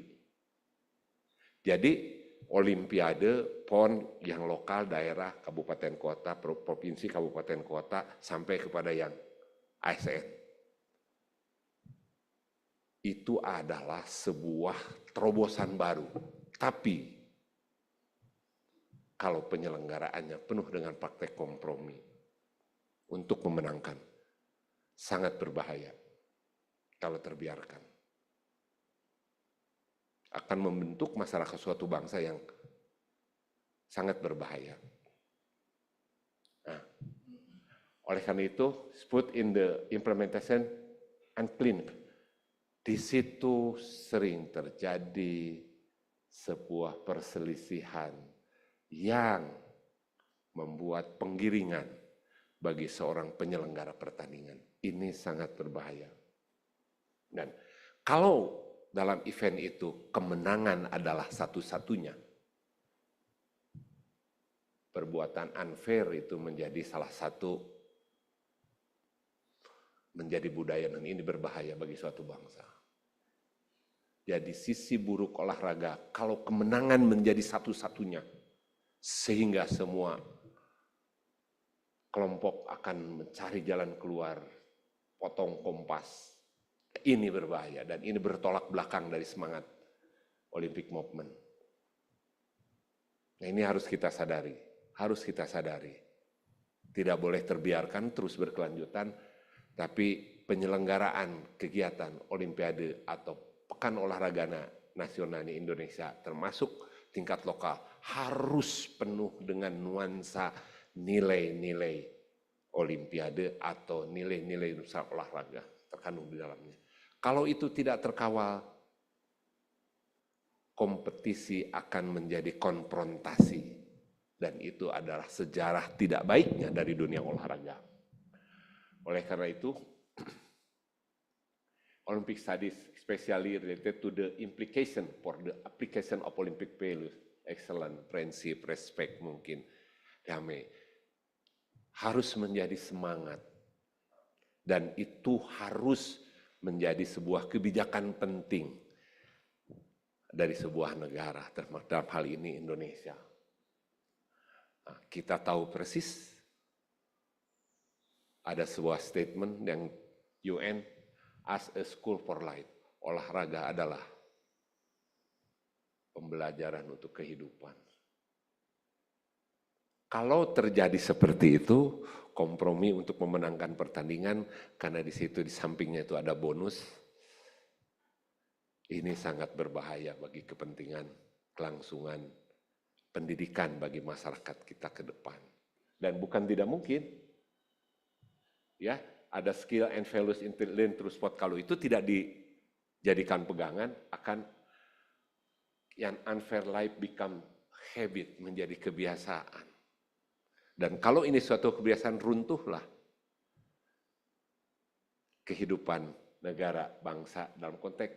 Bisa jadi demokrasi sistem politik juga, unfair itu sudah menjadi biasa. Apa yang terjadi? Sport itu wrong thing. Olahraga mengajarkan sesuatu yang tidak semestinya. Ini harus menjadi kritis kita. Dari semangatnya Pekan Olahraga Nasional sebagai identitas diri kebangsaan, sebagai persatuan kesatuan, tapi tidak boleh prakteknya terbiarkan bergeser sehingga perilaku yang tidak sesuai dengan norma menjadi menjadi budaya, membentuk kehidupan kita. Oleh karena itu, dalam perspektif kebijakan, hal ini harus menjadi pencermatan yang mendalam bagi kita. Masih ada? Slide berikutnya. Oke. Ini luar biasa. UN punya perhatian yang luar biasa. Saya tadi kutip, sport as a school for life. Olahraga adalah sekolah kehidupan. Tapi kalau kemenangan dalam konteks kompetisi itu satu-satunya akan bertolak belakang 180 derajat. Bisa jadi menjadi sumber malapetaka dalam kehidupan masyarakat kita. Padahal sesungguhnya ada keterampilan-keterampilan dan nilai-nilai yang dapat dipelajari melalui olahraga. Ini 23 nilai. Nah, kalau penyelenggaraan olahraga setingkat PON sudah terjadi kemarin ya, sepak bola Sultra sama sepak bola tuan rumah Aceh. Wasitnya tergiring sehingga mengundang emosi pemain, terjadilah kemelut. Sekarang ceritanya diamkan. Tapi saya yakin di dalam batin kedua daerah tersebut terjadi sebuah kontroversi yang luar biasa. Inilah yang harus menjadi pemikiran kita. PON tidak akan pernah tidak ada di Indonesia karena seiring dengan perjalanan sejarahnya. Tetapi PON yang baik ke depan itu adalah harus sesuatu yang harus diperjuangkan sama kita. Ini diantaranya adalah yang harus kita perjuangkan itu bagaimana PON itu termasuk penyelenggaraannya ke tingkat lokal bahwa dihiasi dengan 23. Dalam konteks ini saya mencoba merenungkan, sudah saya kategorikan menjadi 4. Silakan Bu, yang terakhir barangkali. Ada enggak? Next slide, please. Udah, ini finish ya? Next slide. Yes. Yeah. Oke. Yang 6 ini saya coba berkreasi. Ada etika dan moral, pemahaman dan pengetahuan dan pemahaman, ada nilai-nilai sosial, ada nilai-nilai psikologika, termasuk ada leadership dan organization. Dari yang 23 ini saya coba kelompokkan, ini harus menghiasi praktek penyelenggaraan olahraga sebagaimana nilai-nilai olimpiade atau Olympic Studies, baik dalam penyelenggaraan Pekan Olahraga Nasional, Pekan Olahraga Daerah, Pekan Olahraga Provinsi, termasuk Pekan Olahraga Pelajar atau O2SN, atau seperti kemarin UPI menyelenggarakan Pordoska, Pekan Olahraga Dosen dan Karyawan seluruh UPI gitu. Nah ini, tapi kalau kemenangan menjadi salah satu-satunya, penghargaan itu banyak bagi pemenang, kompetisi akan menjadi konfrontasi. Barangkali itu saja singkatnya, saya mohon Bu Rita menyambungkan. Terima kasih. Assalamualaikum warahmatullahi wabarakatuh. Waalaikumsalam warahmatullahi wabarakatuh. Okay, so ladies and gentlemen, please let me send you the key takeaway message coming from Professor Amung Makmun presentation. So Professor Amung introduced his exploration of Indonesian sport policy from a historical standpoint, starting with Indonesia's first Olympic participation and the establishment of National Sport Week, or we call it as PON, P-O-N. He emphasized the critical role of these events in shaping national identity and sports diplomacy. And then Professor Amung highlights Indonesian initial challenges in joining the global sport arena, such as limited international recognition and lack of IOC membership. The 1948 Olympic Games and the first PON symbolize a breakthrough, allowing Indonesia to assert its independence and establish sport as a means of national identity and international diplomacy. Furthermore, he stated that PON, or National State Sport Week, was introduced as a solution to Indonesia's struggle for sports representation on an international level.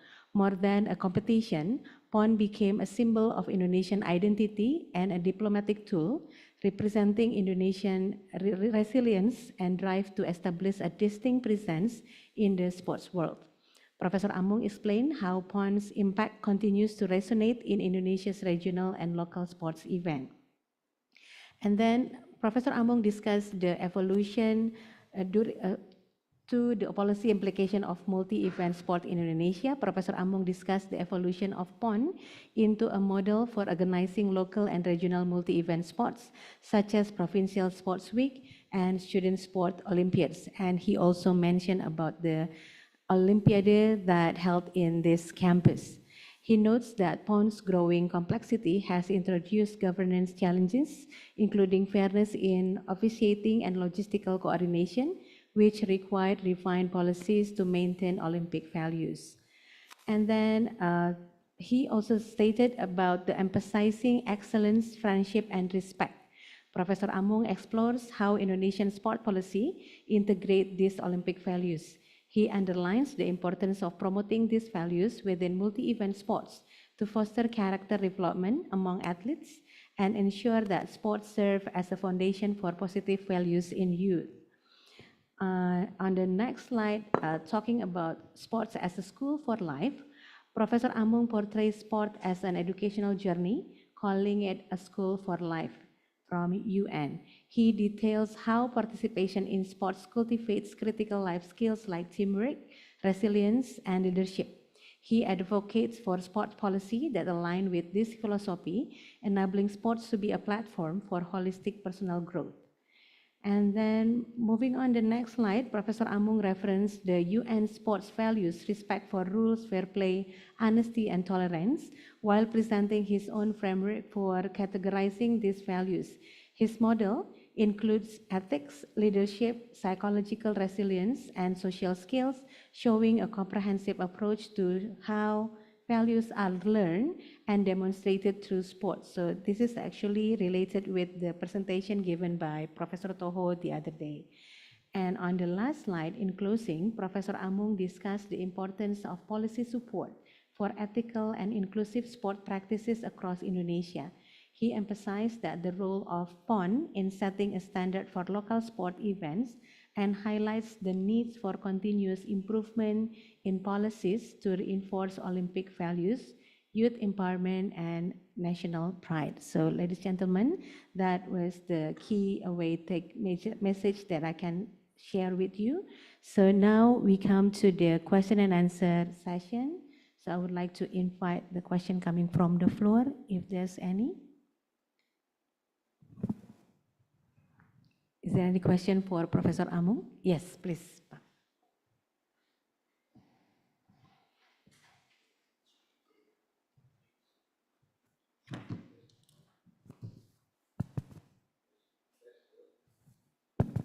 Halo, tes. Baik, terima kasih. Saya izin bertanya untuk bahasa Indonesia saja. Okay. Buat Amung, terima kasih. Perkenalkan, nama saya Yoga Gustian, mahasiswa S3 Pendidikan Olahraga UPI. Sedikit mungkin bertanya sekaligus ya Pak ya, terkait dengan perkembangan olahraga dan PON di Indonesia. Memang kita lihat kemarin banyak terjadi kasus ya terkait dengan PON kemarin. Puncaknya adalah beberapa Nah, menurut pendapat saya itu sebagai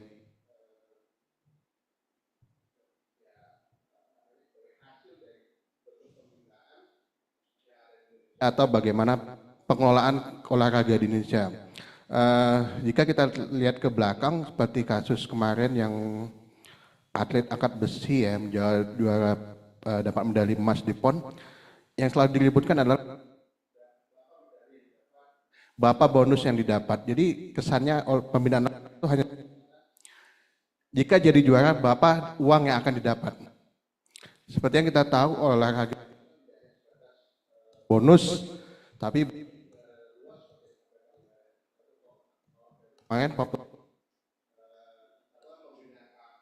jadi apa yang kita capai selama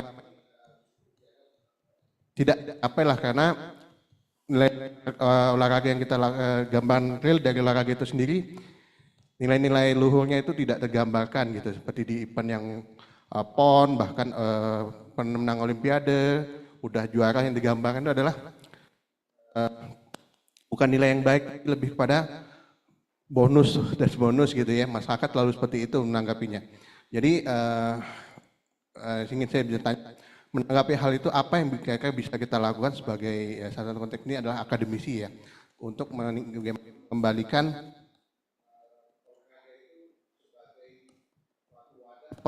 pemberdayaan masyarakat atau penguatan nilai saya rasa itu aja, Pak. Terima kasih.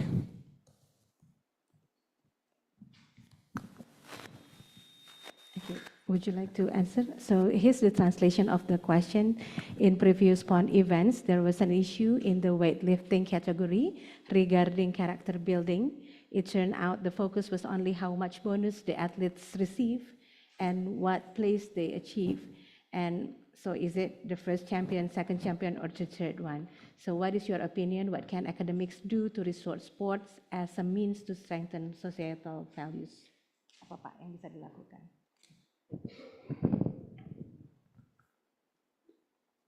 Apa yang harus dilakukan oleh kita? Yang pertama, tentu saja yang pertama, kebijakan harus sesuai dengan peraturan perundang-undangan yang ada. Undang-undang tentang sistem, undang-undang tentang keolahragaan tahun 2002. Di situ disebut ada pembinaan dan pengembangan olahraga prestasi. Kalaulah PON menjadi salah satu indikator yang tidak dalam perspektif historis tidak akan pernah tidak ada PON. Tapi PON bisa dikombinasikan dengan sebuah sistem pembinaan dan pengembangan olahraga yang punya daya saing tinggi. Seperti apa? Contohnya. Seperti apa? Contohnya pertandingan tingkat kabupaten dan kota, tingkat provinsi, baru tingkat nasional. 1 tahun misal tingkat kabupaten kota 3 kali, tingkat provinsi 2 kali, tingkat nasional sekali. Contoh, berarti kalau itu terus berlangsung, sehingga yang tampil di PON itu adalah yang sudah terpilih. Yang sudah terpilih. Itu ya terkait dengan mekanisme sebuah kompetisi yang bisa dilakukan. Kemudian nomor-nomor yang diselenggarakan, walaupun kita tidak perlu penambahan nomor tidak perlu dijaga terlalu ketat, diberikan peluang, tidak ada salahnya kalau pemberian penghargaan itu secara menyeluruh. Suatu daerah diberikan penghargaan, contoh misalnya Piala Presiden untuk peraih medali emas nomor-nomor pertandingan PON yang sesuai dengan nomor Olimpiade. Yang dalam PON, dalam nomor Olimpiade dalam PON itu misalnya 300. Nah, berikan kesempatan, berikan penghargaan di situ secara akumulasi. Pasti daerah-daerah itu akan mempersiapkan secara sungguh-sungguh nomor-nomor. Jangan tiba-tiba daerah karena tuan rumah, tambah nomor pertandingan karena sekedar peringkat. Ya, ini kebijakan itu penting. Sebetulnya sederhana, mudah untuk itu. Tapi ini perlu komitmen, justru harus dijaga. Bisa jadi nanti 4 tahun kemudian, 8 tahun kemudian, nambah jadi 100.200 misalnya. Yang berbahaya itu adalah nomor-nomor pertandingan yang keputusannya ada pada wasit. Itu sangat mengganggu. Nah, dari satu sisi oke, itu sebagai sebuah jangan disamakan antara nomor-nomor Olimpik dengan nomor-nomor yang non-Olimpik, apalagi nomor-nomor yang baru dipertandingkan dalam waktu-waktu tertentu. Nah, ke dalam Olimpiade sendiri tidak segampang itu untuk nomor-nomor pertandingan. Mohon maaf, saya sendiri sebagai akademisi kritis terkait dengan Asian Games 2018. Kita ranking keempat. Apakah betul kita ranking keempat? Ternyata setelah ranking keempat jatuh lagi di bawah ranking 12. Berarti semu. Nah, kalau suatu peristiwa olahraga mengajarkan hal yang seperti ini, itu sesuatu yang tidak baik kalau menurut saya. Jadi betul-betul sistemnya harus berjalan. di tingkat kabupaten kota harus berjalan, itu harus didesain sama pemerintah, harus intervensi. Harus terjadi pertandingan di kabupaten kota, apalagi basisnya perkumpulan. Itu sangat bagus. Dalam konteks latihan di perkumpulan itu bagus sekali kalau tidak hanya berpihak kepada calon atlet, tapi orang yang berprestasi dalam olahraga itu harus juga memiliki kesempatan untuk terlibat dalam olahraga tapi bermanfaat untuk kepentingan perkembang dirinya. Nah ini sangat penting. Tempo hari kemarin Prof. Toho menggarisbawahi values untuk dikembangkan itu antara lain intentionally structuring atau integration. Nah konsep seperti itu masih jauh. Nah akademisi mungkin harus menjadi sebuah pelopor untuk melakukan riset-riset aktual yang bisa menginspirasi kepentingan negara bangsa. Karena kalau ini terbiarkan, olahraga menjadi sebuah arena yang memberikan kontribusi bagi sebuah peristiwa unfair. Kalau olahraga sudah seperti itu, gimana? Membentuk budaya yang tidak bagus. Nah, jadi sederhana, memungkinkan itu bisa. Tetapi tantangan yang harus dihadapi, tidak semua orang-orang olahraga juga berada dalam berpikir seperti itu.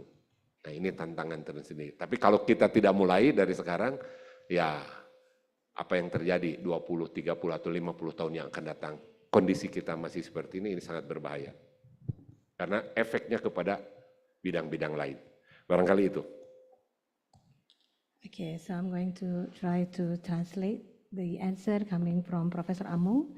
So the policies, as academician, policies needs to align with the existing legislative system and the system for developing athletic achievement. PON, as national sport week, can be combined with a highly competitive system such as a tiered structure starting from the district and city levels to the provincial level, conducted continuously so that only selected athletes participate. Additionally, the events held should receive comprehensive recognition, for example, awarding trophies to sport in PON that are also Olympic sport, like kejuaraan presiden, so that regions are motivated to prepare thoroughly. This way, we avoid cases where local governments add sports categories just to win more medals. It is also dangerous if the champion of an event is purely determined by the referee's decision. As an academic, Professor Amung also critical of the 2018 Asian Games. Although we placed fourth, it felt artificial due to the condition of events that were unique to our country. The focus should not only be on prospective athletes, but also on integrating sport values. Academics should take the lead in conducting factual research on this issue to prevent unfairness. Although the challenge is significant, as not everyone probably shared the same view with him, it is important to start now right away as academician. So that is the answer. Apakah menjawab pertanyaan, Pak? Is it? Okay, answering your question. Okay, is there any more question coming from the floor? You can post in Bahasa Indonesia if you'd like, or English, then I can help you out in translating the question. Or some comments, or probably critics, issues to be raised.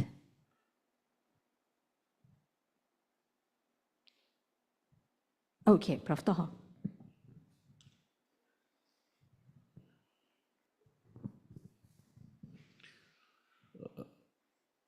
This very beautiful presentation, Pak Amung. I just want to have your opinion in regard to the policy, national policy for the next PON. That should be the inclusion of the Olympic values in that PON. So what is your suggestions, recommendation for the government? I think that's very important. If really focus upon or national week, sport week, just not for competition, I think that's, up until now, we focus on that. And I think we should elaborate further with the concept of Olympic value education I think we should also have some program.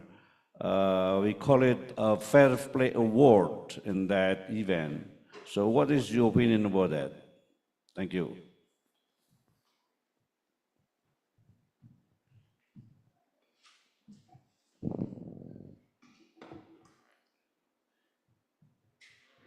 Sebagaimana saya sampaikan bahwa PON melihat sejarahnya tidak akan pernah lepas dari perhatian negara bangsa, dalam ini termasuk publik secara luas, karena memiliki perjalanan sejarah yang sangat fenomenal pada waktu itu. Pada zaman kepemimpinan Bung Karno waktu itu, ya yang namanya olahraga itu multi-event, event pertandingan, kompetisi, yang namanya olahraga identik dengan yang seperti itu. Seiring dengan perjalanan waktu, justru sekarang itu olahraga mewariskan sesuatu yang bernilai bagi kehidupan masyarakat suatu bangsa. Kalau penyelenggaraan event itu penuh dengan warna yang tidak seiring dengan nilai-nilai Olimpiade, tidak seiring dengan nilai-nilai yang terkandung dalam olahraga sendiri, itu akan mewariskan sesuatu yang tidak baik. Tentu saja, implementasi dalam tataran teknis tidak semata-mata langsung di PON. Ini tantangan tersendiri. Ketika orang berlatih di lingkungan klub sebelum menjadi atlet, paradigmanya sekarang harus sudah bergeser. Tidak lagi development of sport, tetapi development through sport. Atau yang sekarang diusung oleh PBB, Sport for Development. Dia terlibat dalam olahraga untuk apa? Tidak semata-mata untuk jadi atlet semuanya orang. Tapi juga ada yang memang berbakat untuk menjadi atlet, tapi mereka terlibat dalam olahraga mendapatkan manfaat. Manfaatnya dari sisi apa? Kalau hanya mengandalkan sisi fisik, sebetulnya jawabannya, kalau kebugaran, misalnya penguasaan keterampilan, kata kuncinya hanya kata kuncinya sama intensitas sama volume. Latihan 1 kali 1 minggu dengan latihan 2 kali, 3 kali tentu saja berbeda. Volumenya ada 30 menit dengan 1,5 jam itu berbeda. Nah kalau itu diikuti seiring dengan pertumbuhan perkembangan anak, insya Allah dia akan mencapai. Tapi setiap anak akan berbeda. Ya sesuai dengan potensinya, tetapi seiring dengan penataan sistem pelatihan yang saintifik, anak akan berkembang secara optimal. Tapi justru yang terkait dengan etika dan moral, ini menjadi tantangan tersendiri. Jadi para praktisi di lapangan ketika di klub itu betul-betul harus menjadikan arena keterlibatan anak-anak dalam kegiatan olahraga itu memberikan makna yang dalam. Di antaranya bisa dikatakan partisipasinya harus mengarah kepada 100%, tidak pernah absen, karena mungkin dia menikmati.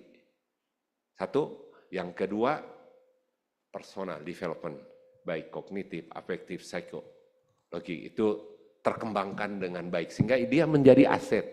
Nah, seiring dengan perjalanan pada tataran bawah itu berjalan, tentu saja para pengambil keputusan harus menempatkan olahraga, termasuk event PON itu harus betul-betul bersih, jernih, mengangkat nilai-nilai yang memang terkandung di dalamnya, sehingga kalau posisinya seperti itu, olahraga adalah sesuatu yang strategis, sesuatu yang bisa menjadi dambaan. Oleh karena itu wajar kalau ada satu keberpihakan dari negara untuk mengalokasikan anggaran yang memadai karena olahraga menjadi arena untuk pembentuk masyarakat suatu bangsa.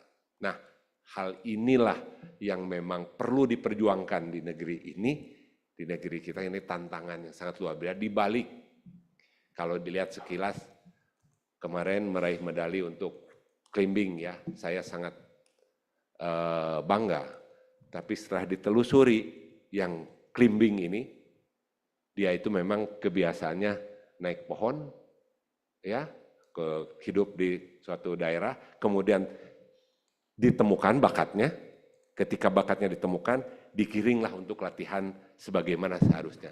Sekarang pertanyaan kita, apakah untuk berprestasi seperti itu, dia harus dijauhkan dari kehidupan? Yang kedua, dia juga harus ke pohon gitu dengan kehidupan sehari-hari? Apakah memang seperti itu? Tentu saja tidak.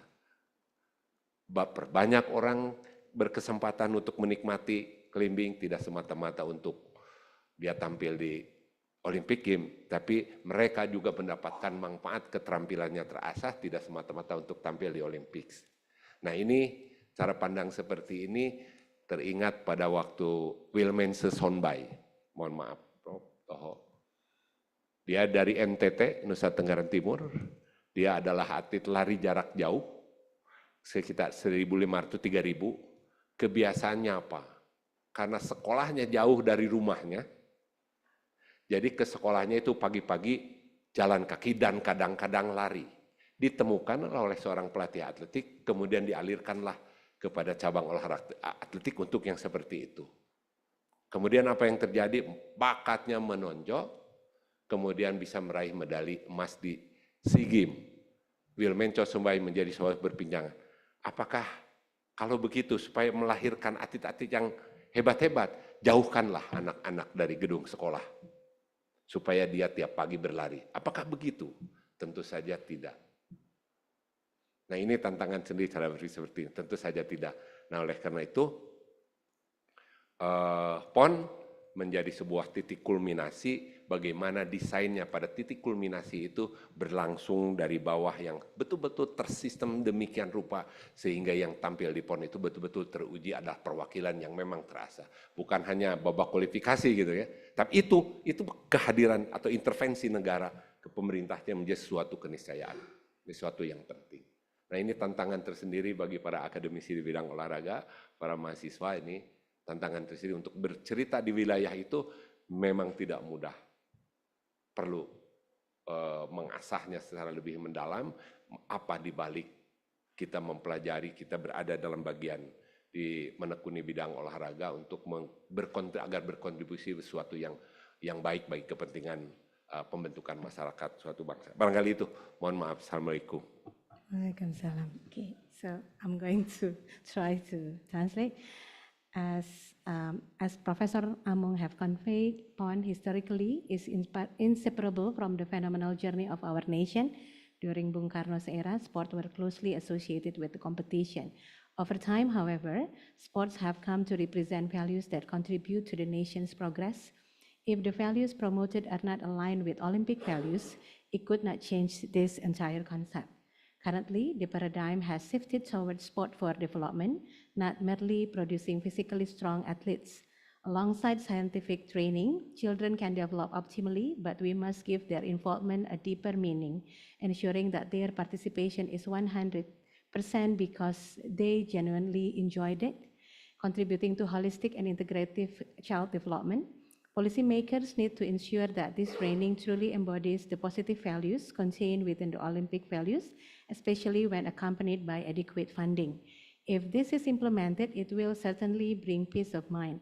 We need to ensure that while achieving success, athletes can still enjoy a normal life and acquire social and emotional learning skill in addition to physical training intensity. This is a challenge that we must address. Okay. So is there any more question coming from the floor, ladies and gentlemen? We still have, so how many minutes do we have? 20, okay, quite plenty of time, yeah, before we get some rest. Okay, Professor Henry, please.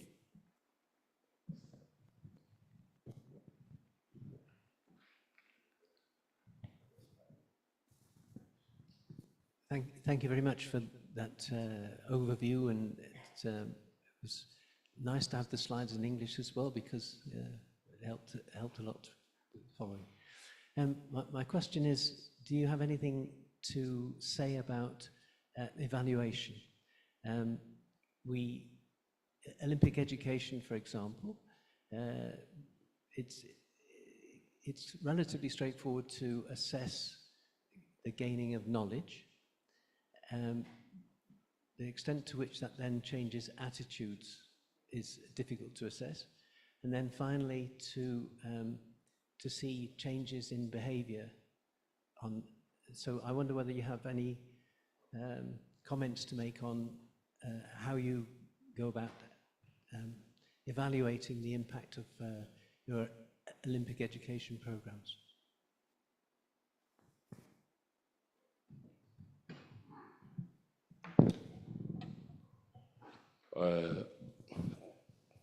Performa dalam olahraga sangat mudah untuk dievaluasi yang terkait dengan fisik.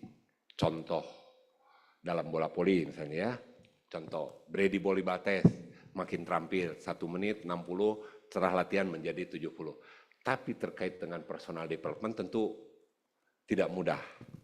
Akan tetapi sekarang ini sudah banyak literatur yang mengungkapkan, contoh, life skill for sport, kecakapan hidup dalam olahraga. Cronin dan Allen sudah merumuskan itu yang terdiri dari 8 komponen. Dipantau, ya, mulai dari mereka ikut menekuni latihan dalam olahraga, kemudian yang bagus itu manakala si pelatih atau gurunya itu tentang 8 komponen kecakapan hidup itu diintegrasikan dalam setiap peristiwa kegiatan olahraga. Ya, itu paling bagus.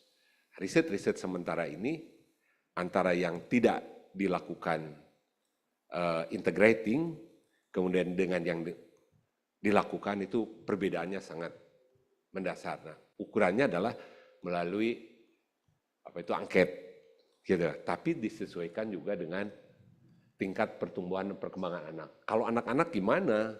Nah, ini menjadi sebuah problem. Tapi seorang guru, seorang pelatih bisa mengamati dari perkembangan waktu ke waktu. Misalnya tentang respect. Atau misalnya tentang respect, hormat. Nah, itu bisa melalui dialog. Bagaimana sebuah cerita disiapkan oleh seorang guru, gimana tanggapan terhadap anak, itu bisa dimonitor dari waktu dan bisa jadi dalam proses pembelajaran itu yang namanya respect itu tersimulasikan. Satu contoh misalnya, selesai pembelajaran atau pelatihan bola voli, anak-anak kemudian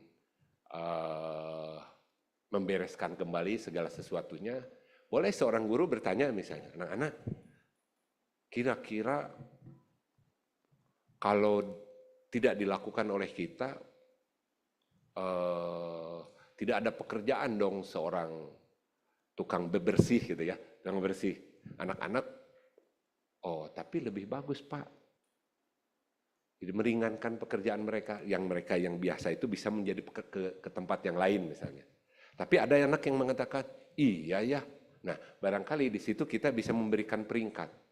Orang yang mengatakan, iya ya, pasti nilainya lebih jelek dibandingkan dengan nggak apa-apa. Jadi itu kan meringankan bagi yang biasa bekerja di situ, yang biasa bekerja itu, sehingga dia bisa mengerjakan yang lainnya. Itu satu contoh, ya, peringkat dan tanggapan si anak ketika melakukan sesuatu, menyelesaikan kembali seperti atlet-atlet Jepang itu menyelesaikan kembali. Itu ada tingkatan-tingkatan. Iya ya, kalau begitu yang lebih kasar lagi, ya kalau begitu ya biarkan lagi lah, gitu kan, biar dia ada pekerjaan.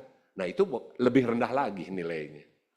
Nah, barangkali observasi sebagai penilaian untuk perkembangan personal development itu diantaranya bisa juga, kalau belum ada instrumennya secara yang dilakukan dengan angket, atau mungkin juga tingkat pertumbuhan perkembangan anaknya belum bisa dilakukan dengan angket seperti itu, guru bisa atau pelatih bisa melakukan dialog terhadap setiap anak.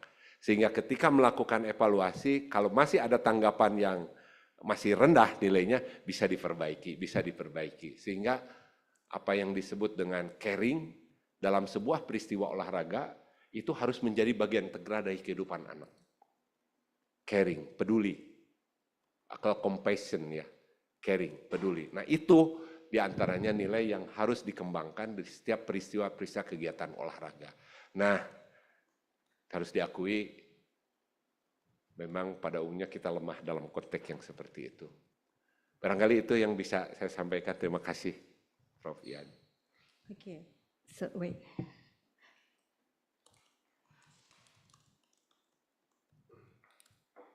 Okay, so regarding to Professor Henry's question, Professor Amung gave response that performance in sports is very easy to evaluate when it comes to physical aspects, but evaluating personal development is more challenging. Although there is now substantial literature on life skills in sports, it is essential to monitor how athletes or students engage in sports. Ideally, teachers should monitor the 8 components of sports skills. Current research shows a significant difference between those who integrate life skill and those who do not, with evaluation also based on the child's developmental stages. Thus, teachers can observe life skills by storytelling and watching how children respond. For example, when playing volleyball, if the children clean up all the equipment afterward, the teacher can frame it with a question. If you do all the cleaning, then the cleaning staff has nothing to do. The children's responses can provide insight into their empathy development. These values are assessed with clear and agreed upon metrics aligned with local values. Observation plays a crucial role in evaluating performance alongside intensive and repeated dialogue between teachers and children, so that caring and compassion become traits that teachers can instill. However, Professor admit that potential shortcomings probably still happening today, and we as the academics needs to make sure that we put this into consideration in teaching the teachers at the university. So, yeah. Is that answering your question, Professor Henry? Yes. Yes, okay, thank you so much. So actually it's already Zuhur here, so I would like to ask the committee if you still have the questions, so probably no. Is there any more questions coming from the floor? So as we can hear the azan, probably we need to pause for a bit. Kita hentikan sebentar untuk azan ya Pak.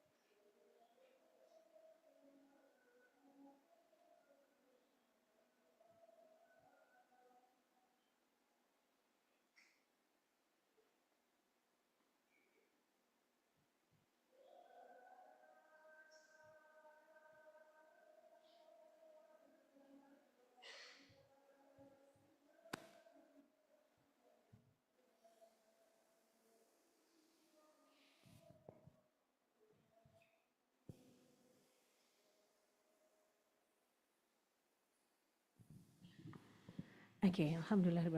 So thank you, Professor Amung and all participants for an engaging session. Today's discussion has highlighted the powerful role of sports in promoting national identity, values, and youth empowerment. This reflection reminds us of sports' impact on society and its potential to shape the future. As we conclude this morning session, I would like to extend my sincere gratitude to our distinguished keynote speakers who has been here since yesterday. So thank you so much, Professor Henry. Alhamdulillah, thank God that you are recovered so soon today and you are able to be here for sharing their infallible insight on sports policy, governance, and values in sports. This discussion have provided us with profound perspective that underscores the transformative power of sports in education, identity, and global collaboration. So please give the four of them a very big round of applause. Thank you so much for this meaningful 2 days. And to all participants, I wish you the best of luck in your presentation during the parallel session this afternoon. May this conference continue to be a platform for learning, networking, and inspiring change. Thank you for your active participation and enthusiasm. Enjoy the rest of the conference and may you have a productive and insightful afternoon. So I'm going to give back to our beloved MC. Assalamualaikum warahmatullahi wabarakatuh. Good day, everyone. All right, thank you. Thank you, Dr. Anggorowati. Also, thank you to Professor Amung. And here we have a certificate, and we would like to invite Professor Hong to give the certificate.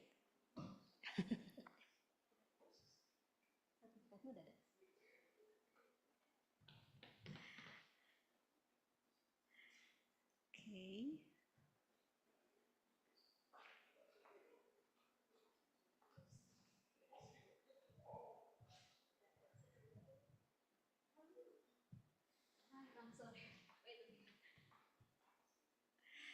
Okay.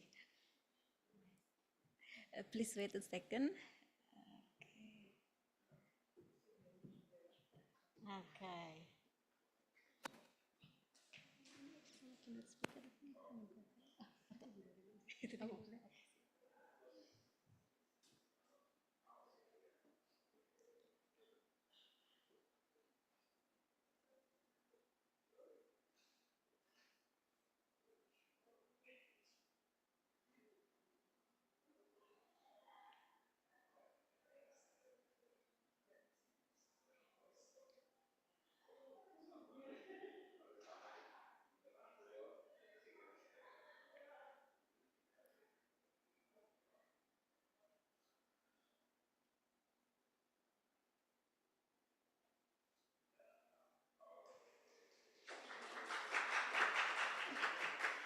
All right, thank you, Professor Hong. Also, thank you, Professor Amung. Dear ladies and gentlemen, now we will have a lunch break for 90 minutes. And after the lunch break, we will have a parallel session. It will begin at 1:30 p.m. And for all presenters, you may directly go to your presentation room after the lunch break. Thank you very much. Ya, sudah selesai.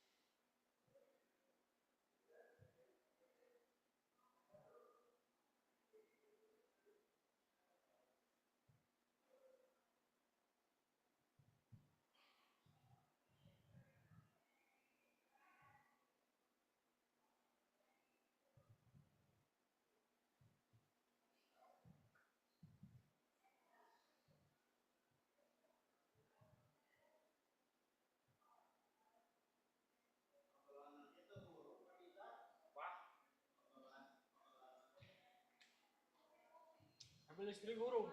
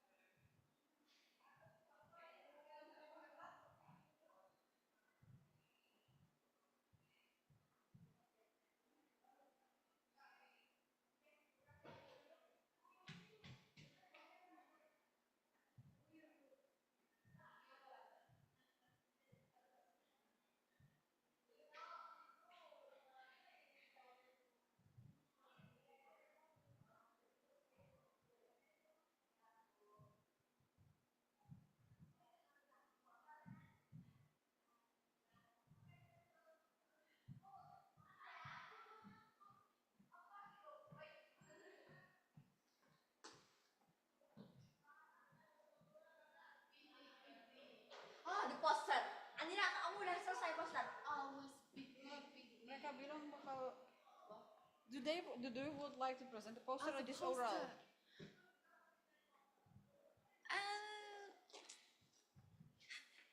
Actually, I think just leave them there, here, and they can also have the oral is fine. But who has a poster? Only Li Ju and yes, and Li Ju. Julie, I don't know. Yeah, they too attend in person. I'll ask them. Yes. Kamu nggak ditulis nih kemarin aku nggak ngumumin deh. Oh my god.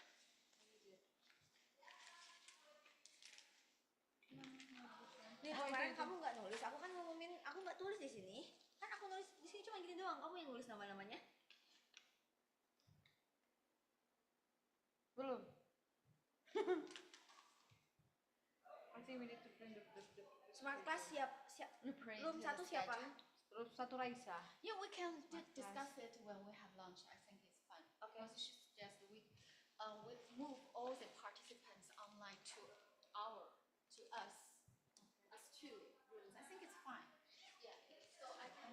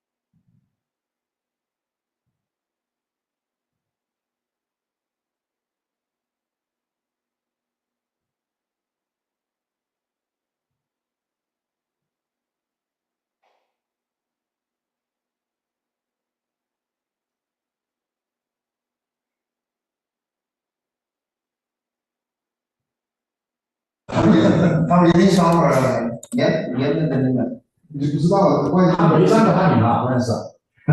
他没上课，他没上课，他没往不知道，但是说他们那儿相当于学校把这个钱花到学院去了，学院加班费了，相当于人家消费者，这个消费者，他不是这个。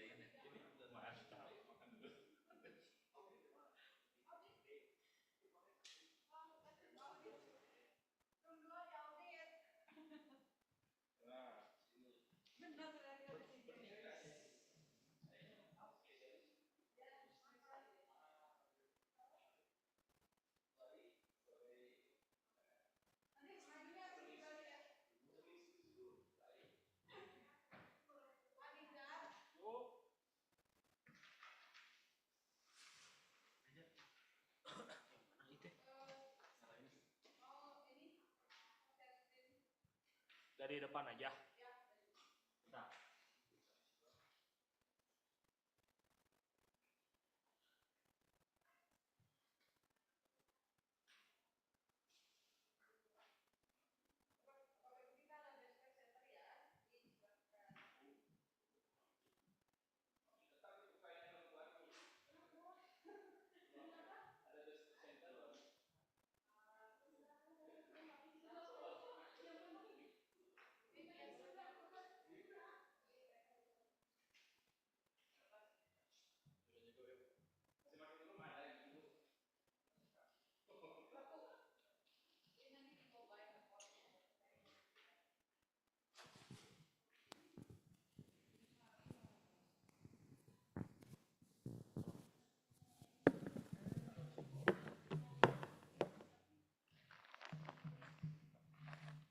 Oi, oi.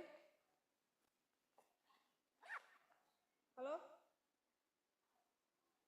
Hah? Suaranya nggak ada?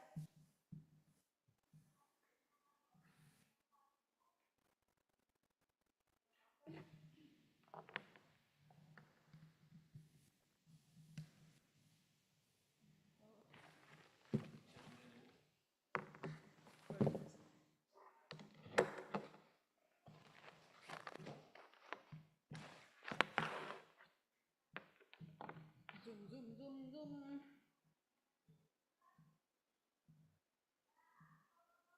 Sudah siap Bapak Ibu?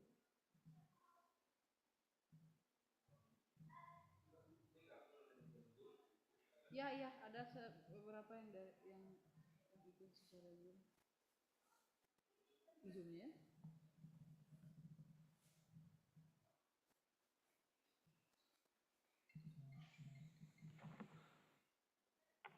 Ya, Raisa. Halo. Udah dicolok deh. Oh, udah. Ada Mi.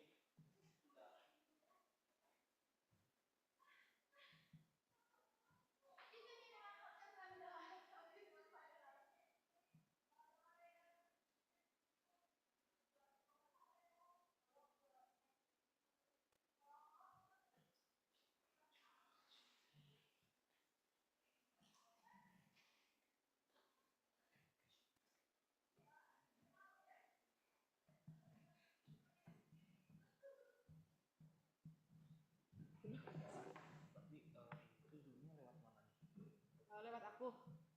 Masing-masing. Atau ikut ICSDP nggak? ICSDP. Cuman apa kayaknya masuk breakout room gitu. Iya, di breakout room. Coba pakai yang enggak apa yang ke belakangnya di What, Raisa?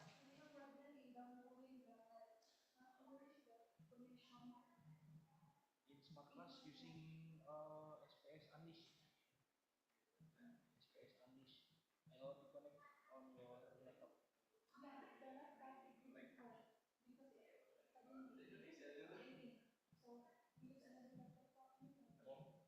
connecting itu kayak apa? Laptopnya? Bapak minta bukti dari laporannya. Hah? Bukti ininya. Jumlah. Iya, nanti lah Bu. Oh.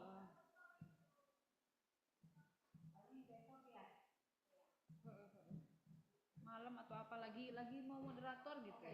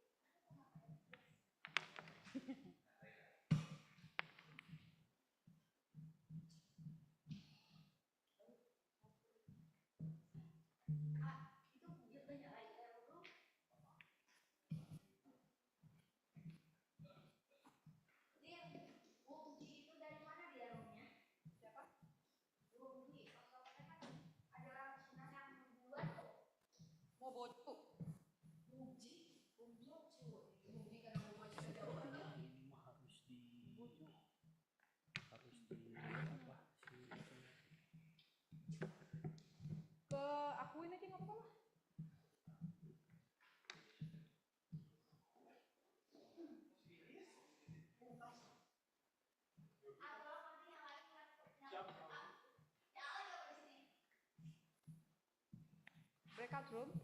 Ini nggak.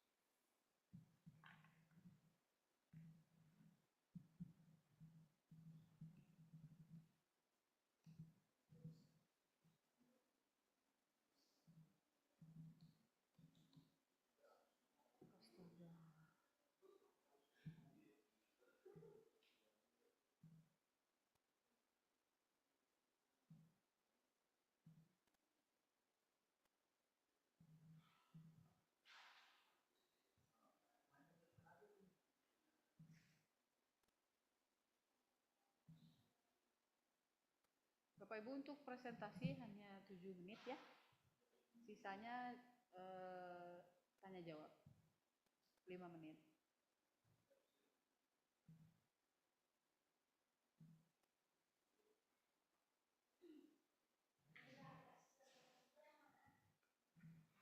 Ajis, nggak tahu di mana beliau.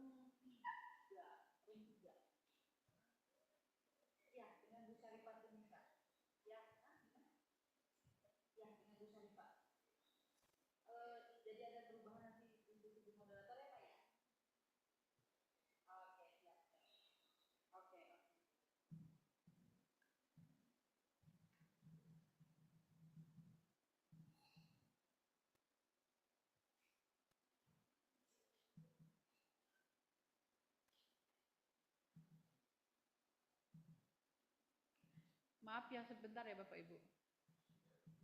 Ini semuanya yang presentasi di sini. Di belakang.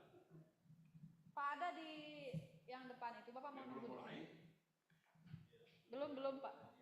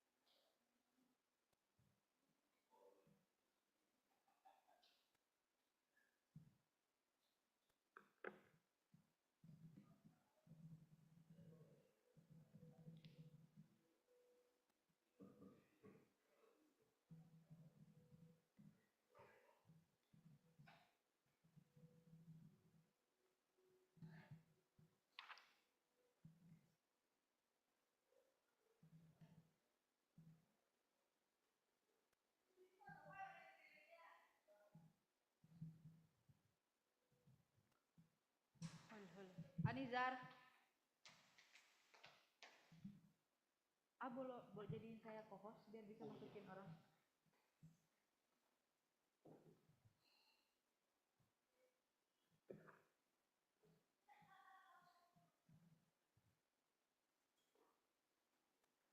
Andika, Harmi, dan Rizky ada. Oke. How? They couldn't find our in-person participants trying to help them to find one. Right.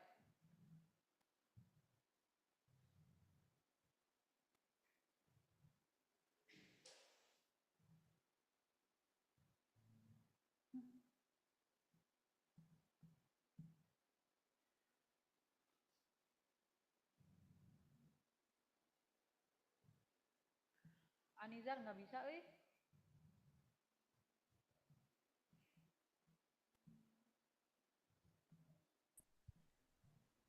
Hi, hello everyone.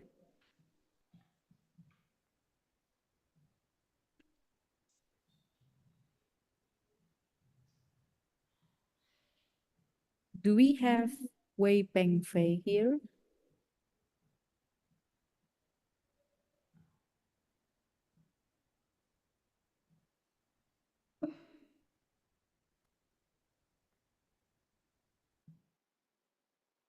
Assign turun number 2.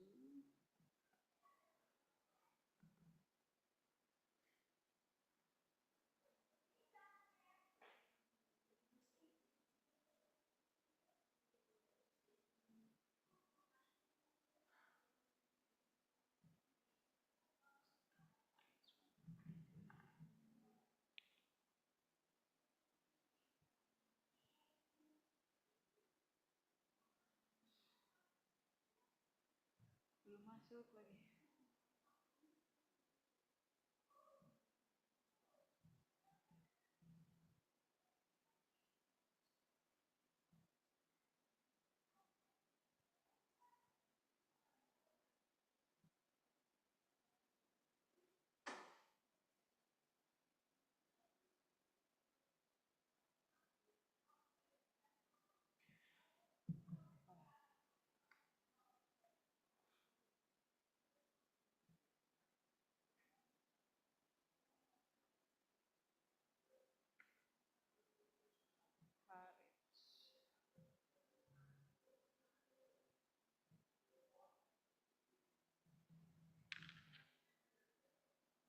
Bu Harmi belum ada PPT-nya ya. Oke, nggak apa-apa.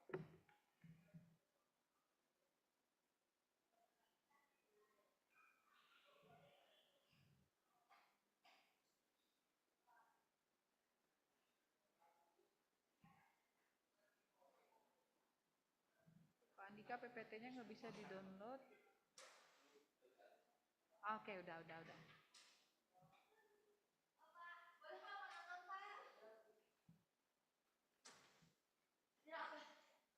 Oke, cuman si Lelewang nggak masuk. Kok aku masih di sini ya? Nanti dulu di main drum dulu sebentar, kamu ngomongin dulu. Oh, oke. Perpindahannya ya. Oke. Nanti pas udah oke semua, udah oke, dibuka dulu, baru setelah itu dibuka sama kamu. Oh, oke. Setelah itu masukin ke room background room. Oke. Meeting aku gitu ya. Oke. Atau nanti gini jadiin kita co-host supaya kita yang masukinnya mah. Oke. Anizar tolong jadiin co-host. Udah. Ya, aku ngasih tahu ini dulu. Anizar, aku tuh harus nge-on ini aku nggak? Nggak perlu. Nanti yang audio Already? Oke, berarti aku Yeah, I'm ready. Cek. Oke. After that, Hai Dr. Zong.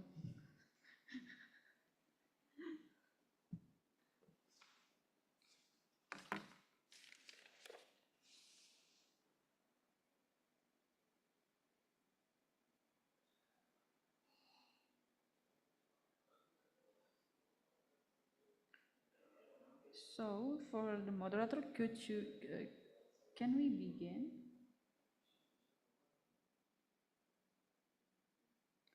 Dr. Zong, are you ready? Please wait. Yeah, just for a second. All right, okay.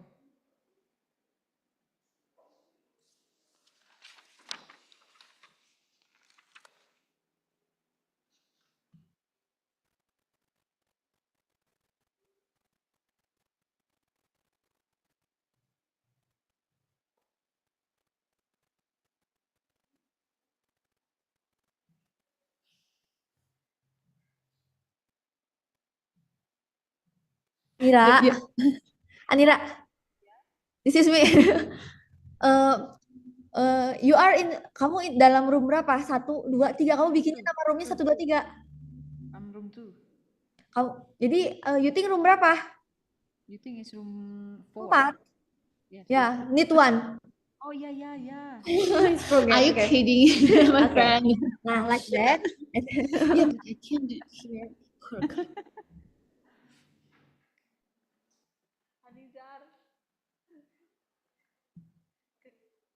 Kayaknya kalau aku nggak bisa ya bikin. Ya.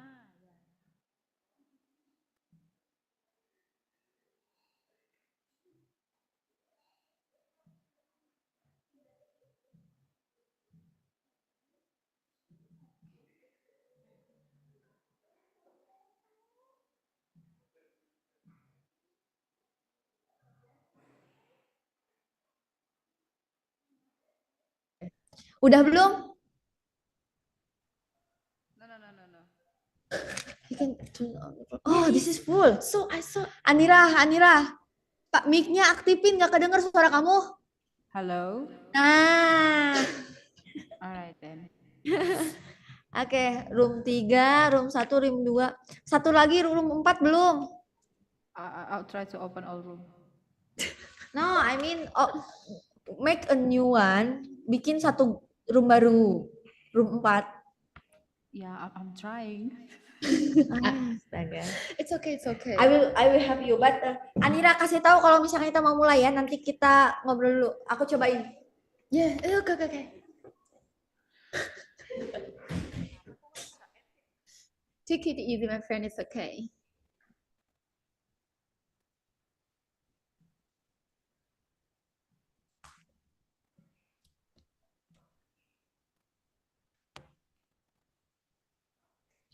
国内的作者请稍微注意一下，就我现在不确定你们能不能听到我说话啊。就是现在我们会有组委会这边给大家在这个组会议室里面分几个小会议室。 Oke, aku udah I have added one room for room 4. Yeah. Okay. You think you can see the room 4? No. I just saw 1, 2, 3, not 4. No 4. Yeah, no. I have 4 now. It's 4 now. check it. Oh, Have a look. no. I will just retry it. It's okay. Yeah. No, only 3 here. Why? Oh. I only have room 1, room 2, and room 3.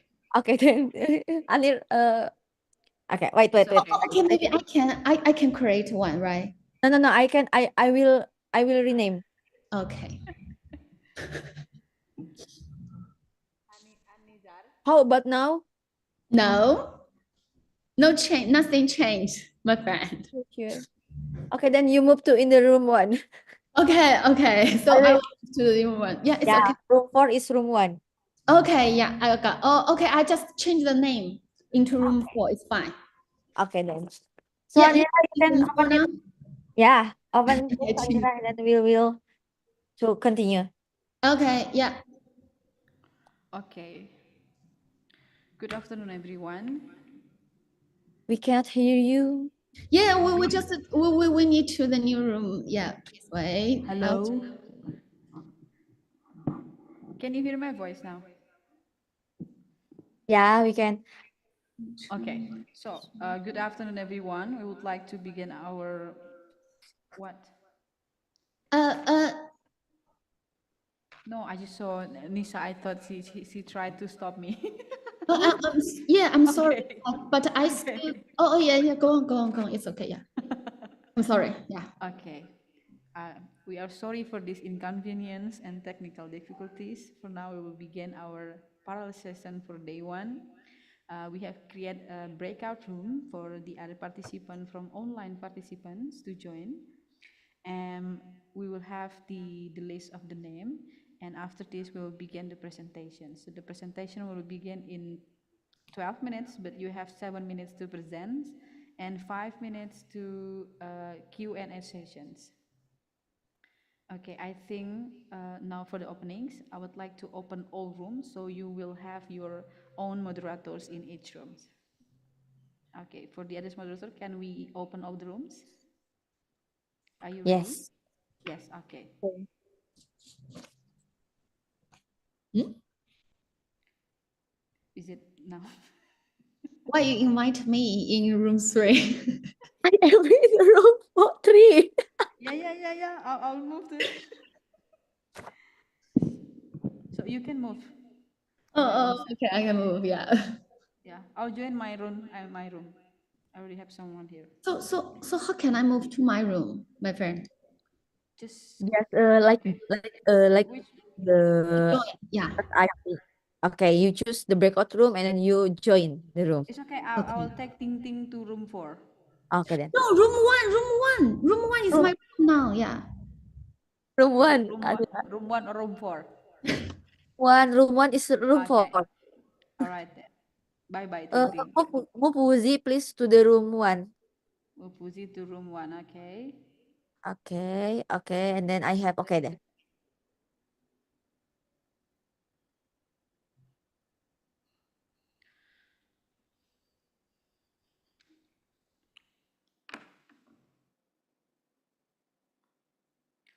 Hi. Hello. Do we have Wei Peng He here? No. Okay, I think I would like to invite our speakers here from Universitas Pendidikan Indonesia, Mr. Andika Triansa. Yes? We can't hear you. Oh, really? We can't hear.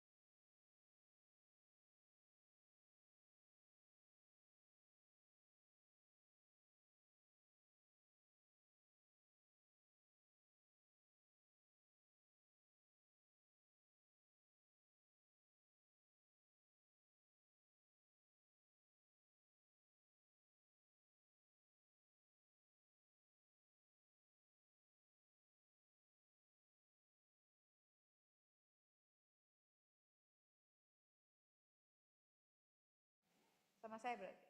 Hai, Profesor Hong. Arem 3. Yes.